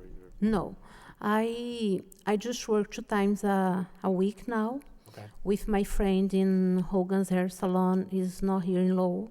Okay. Oh, so rent out a chair or something? You just rent out I a chair? had a chair, yeah. Okay. Just the weekends because I have small kids.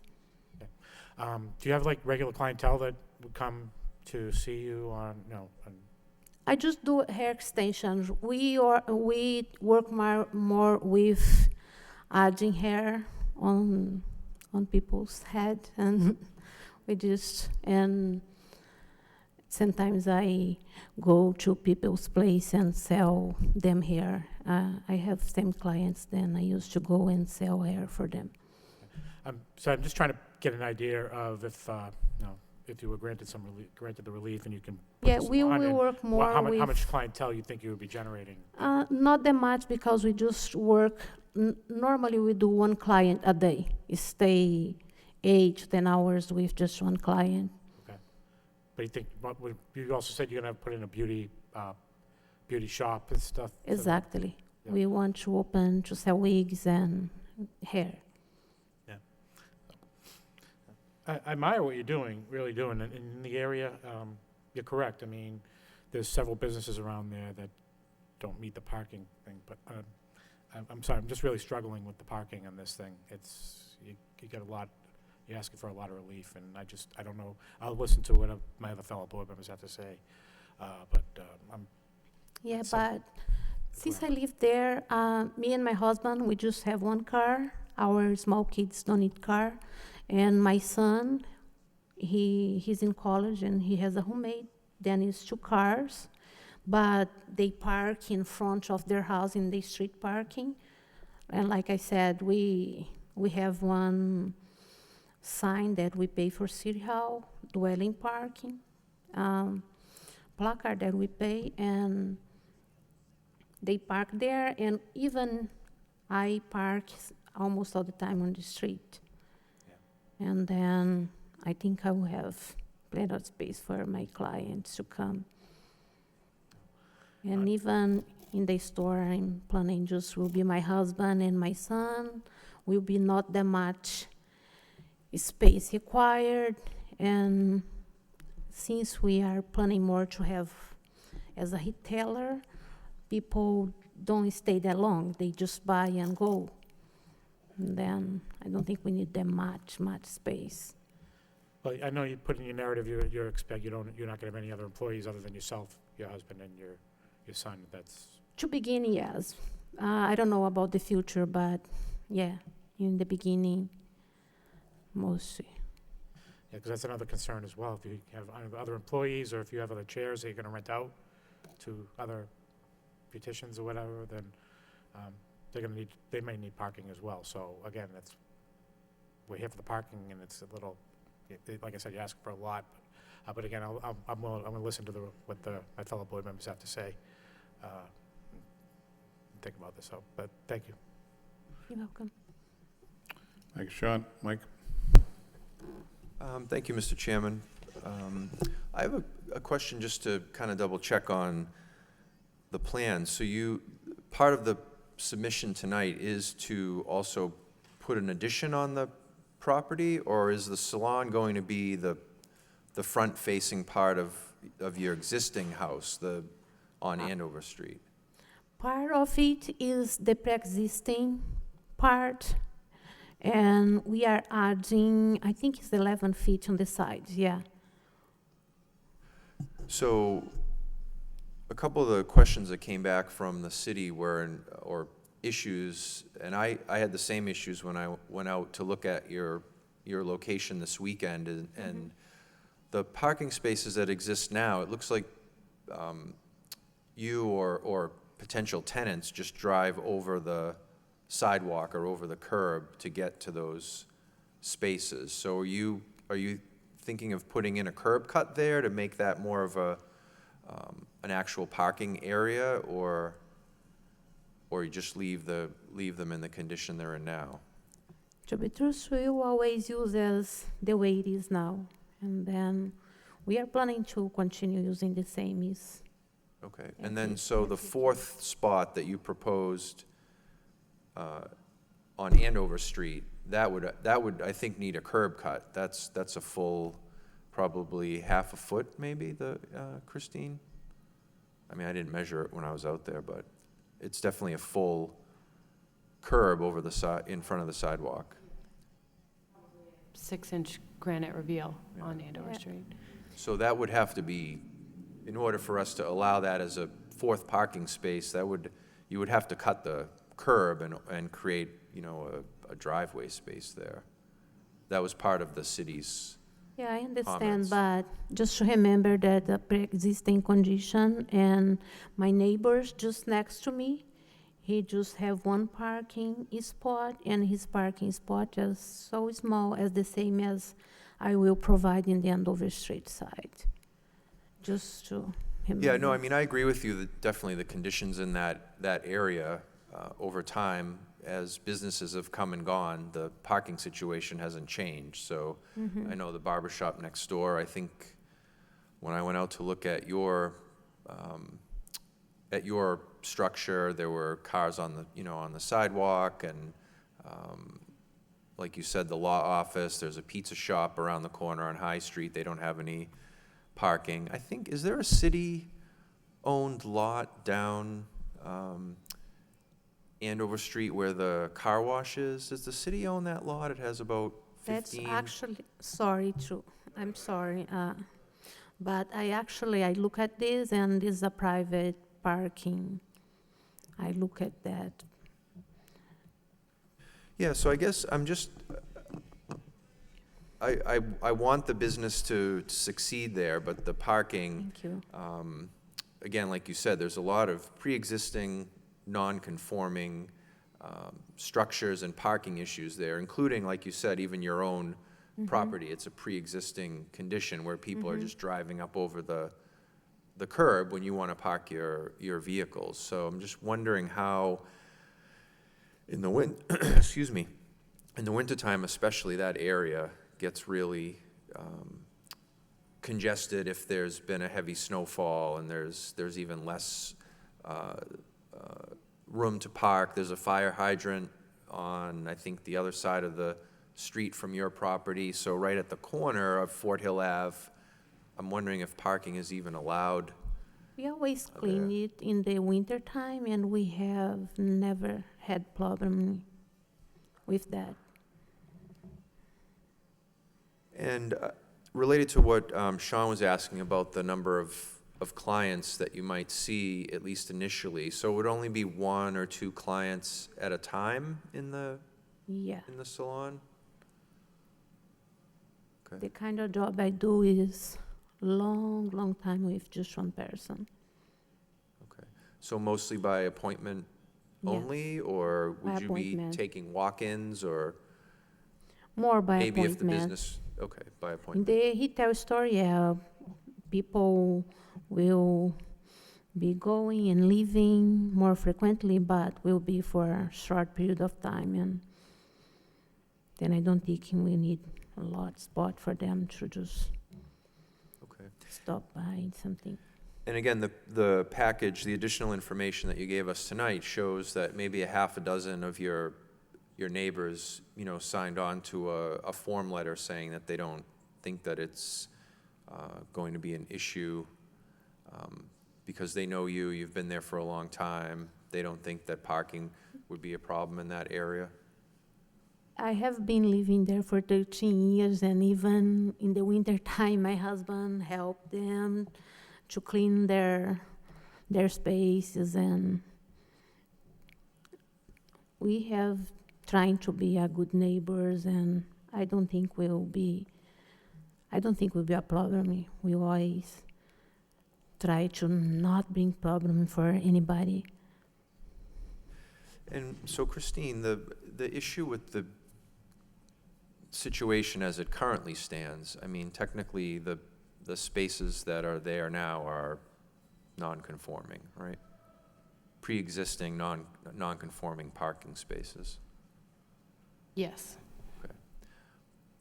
So, is that a question or a concern for us tonight, or is it really just the conversion to a commercial, an addition for commercial use, and then there aren't enough parking spaces? I mean, technically, maybe there aren't any parking spaces there? Any legal parking spaces? Correct. And actually, the addition is not before you, it's the parking. The use is allowed. The salon is allowed by right.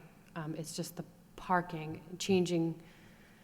So I know it's when it was a 3-family, even though it had 0 parking, it was sort of grandfathered in that way. But because she's changing the use, now that's why there's 5 that are required, 2 per dwelling, plus the 1 for the square footage of the salon, including the addition.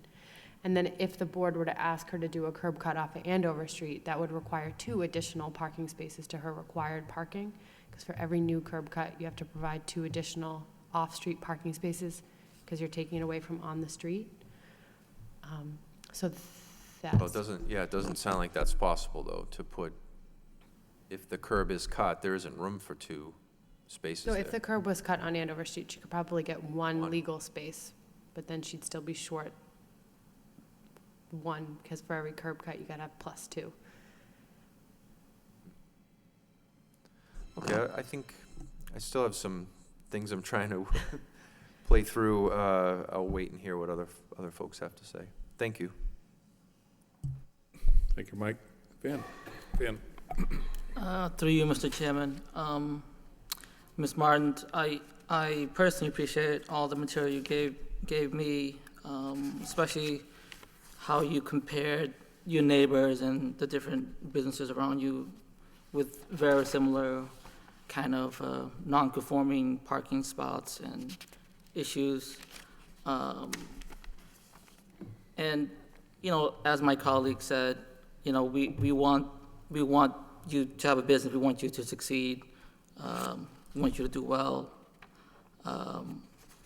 But there's a lot of criteria that you're not meeting, as you're aware of.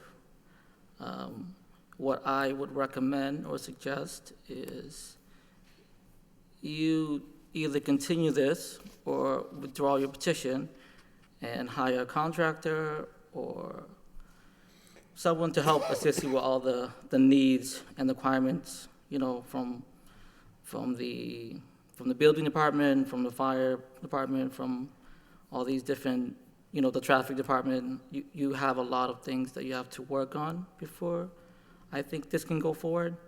So I hope you understand that. Yes, as it stands right now, for me, I would not be able to approve this.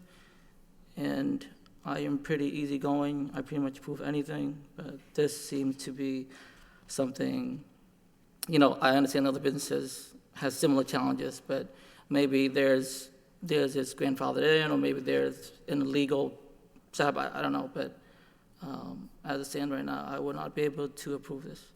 So that's all the comments I have, Mr. Chairman. Okay. Thank you, Van. Gary. Through you, Mr. Chairman.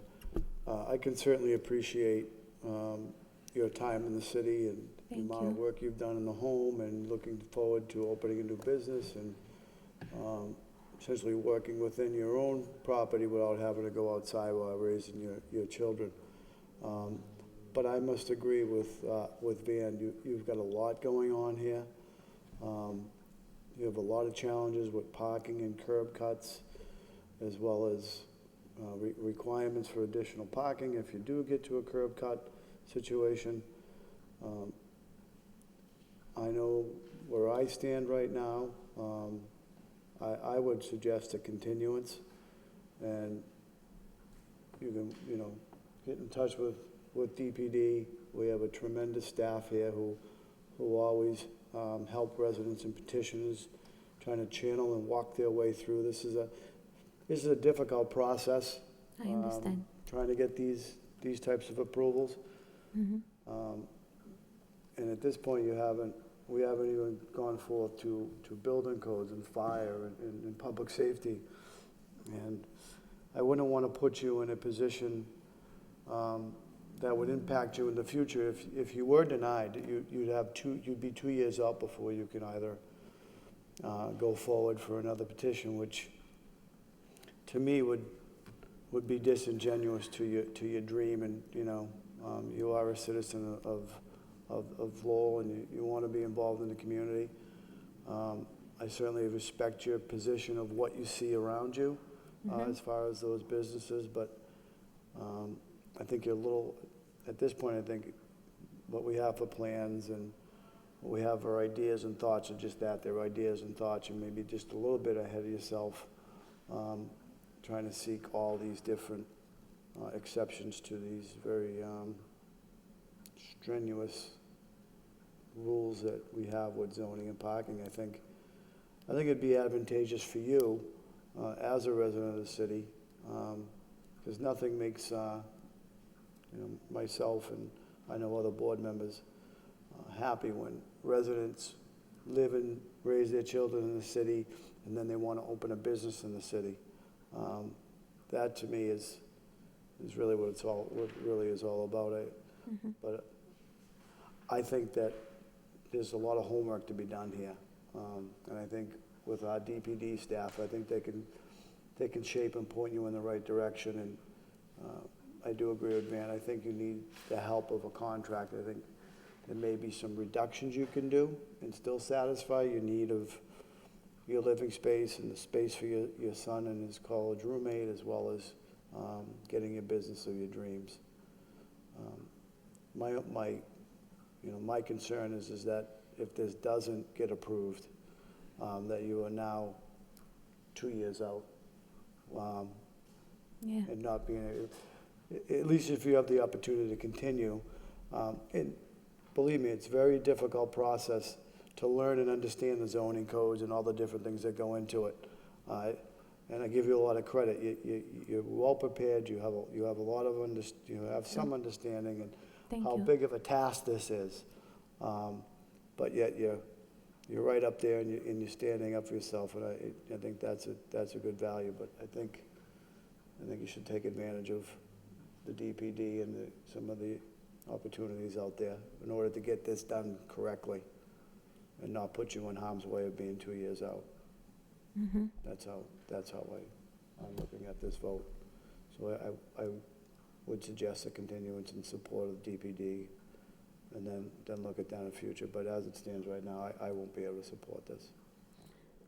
Okay, I have a question for you. I have a pre-existing building, and in my plan, I have one addition, which takes, I think it's 11 feet on the side, on the Dover Street side.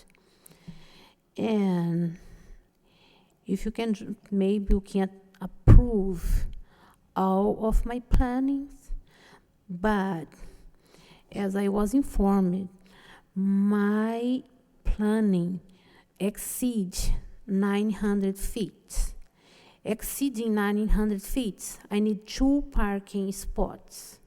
But if I still just in the condition I was before, the pre-existing the pre-existing building, I just keep that as a salon, then I will have less than 900 feet. Then I will need just 5 parking spots, if I'm right. And even I can create, then I will have more, I think 22 feet in the Andover Street side. Then with this, I think I can create 2 more spots, car spots in the Andover Street side. If you agree just to give me the relief for the pre-existing part, please, if it's possible. Well, if I understood what you just said, I know I'm not ready to make a vote on that. It sounds like, you're changing some of the plans that you had, and the board members have been kind of conveying that maybe a continuance would be more beneficial for you if there's something you could do either in re-reviewing your plans or even coming down and sitting with Division of Planning and Development just to get some ideas from them. But I know I'm not ready to entertain anything if you want to start changing your plans, because I'm not exactly sure. I heard what you said, but I'm not exactly sure what your intentions are. And when you start talking about removing something, making more parking, I'm really not ready to entertain that right now. For me, the biggest drawback of this whole petition, if I go to the prerequisites for the variance, my biggest issue is on the intent of the zoning being satisfied, and we're really derogating from the intent of what we're trying to do. So that's kind of a nutshell of what I'm feeling, and I know most of the board members feel that we're not really in a position to vote on this. So you have a couple of different decisions. You can either, as the members have said, you can continue it, which can be for really any length of time. It doesn't have to be in 2 weeks or a month, as much time as you believe you need. Or you can go forward with the vote tonight, and if it's voted on and it's denied, then, as Mr. Perrin was saying, then you got to wait another 2 years to even come back. So, and then your third option would be to just withdraw the whole application and your petition, and maybe speak to some other contractors or some other individuals, and then you come back another day. So those are kind of like your three options. So that's kind of how I feel on it. I think most of the board is not ready to vote on this evening, so I would leave it to you if you want to do one of the three options that I gave you, if you understand what I'm presenting to you. Yes, I understand, and I am really committed to this project. I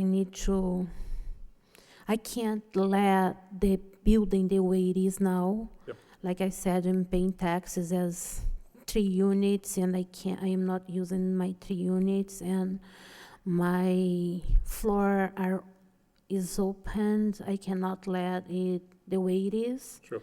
I need to get a resolution for this, and if it cannot be tonight, I am willing and prepared to come again another day. You suggested to me, and Yep. and yeah. Okay. Christine, so it sounds like the applicant would like to continue. I think, well, my own opinion, I think it's going to take more than the next meeting. So if we waited, like, is it another July 10th is June 26th is the next meeting. The next one after that is July 10th. Yeah. July 10th would be 2 meetings out, which is approximately, a month time. Now, I think that would be sufficient time for you, but, so why don't we do this? Why don't we set it up for the meeting of July 10th? Okay. And if for some reason you're still not ready to go forward, I'm ready. Already. I'm already ready. yeah, I mean, if you're not ready, you're not ready, and you could certainly come back in and just ask for another continuance, and, we'll see, we as a board will try to work with you as best we can, but we have to get this right, and we have to fulfill the needs of the variance that's being requested, so. Okay. Just again, I'm sorry, didn't get that. That's okay.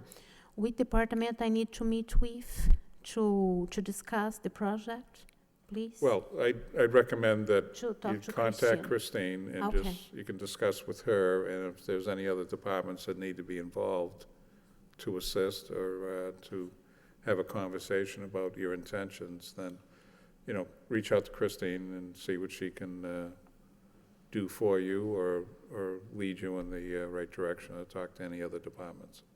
Okay. But can I just ask one question more, please? Sure. I'm sorry All to right. ask this many question, but you think if I withdraw my project, just getting the 900 feet pre-existing, then I open 2 more spaces, I think, I'm not sure, in the Andover Street side, is easier to get approved. And even, like Christine explained to me, less than 900 feet, I don't require 2 parking space, just 1, right? Just to be sure, please. Well, this is why I'm saying what you came here this evening to do, you're kind of changing everything, and without having anything in front of us really to look at, my strong suggestion is that you sit with the city again and explain exactly what your intentions are, and they may be able to either assist you or guide you on what you're trying to do, and if it has any, I'll call it potential, to maybe come back before the board. That's all. Okay, All thank right? you. Sure, Thank you're you. welcome. All right, so what we can do is, if I could ask for a continuance to the July 10th meeting. Yeah. Through you, Mr. Chairman, the matter before us, make a motion to continue this matter to our July 10th meeting. Do I have a second? Second. Roll call. Chairman Bailey? Continue to July 10th. Member Perrin? Continue to July 10th. Member Peck? Continue. Member Palia? Continue to July 10th. Member Callahan? Continue to July 10th. Okay, Ms. Martin, so next time you'll be in here is on July 10th. Okay, I'll be here. And before that date, you know, if you want to reach out to the city and discuss your project a little bit more, please do that. Okay, thank Okay? you. Thank you. Have a good evening. Thank you for you You're too. welcome. Yep, Both thank you of very much. All of you. Okay, next we have other business, minutes for approval. There's none for this evening. So with that said, next meeting in a couple of weeks. Christine, 26th, is that what you said? Yep. Anything to hand out this evening? I have stuff to hand out for the July 10th meeting, but we'll have to mail you this. We are waiting on new plans, new copies of the plans for the June 26th meeting. So those will be mailed to you. Okay, all right, good. All right, any, everybody, as far as I know, planning on being here in 2 weeks? Should be, I- as far as I know. I did send out an email just letting folks know that I will probably not be here for the 26th. Thank you very much. Wanted to give you Mike. some, You're a good man, good Well. man. at least you think so. Yeah. Okay, so if there's nothing else, could I have a motion to adjourn? Through you, Mr. Chairman, I make a motion to adjourn. Do I have a second? Second. So moved.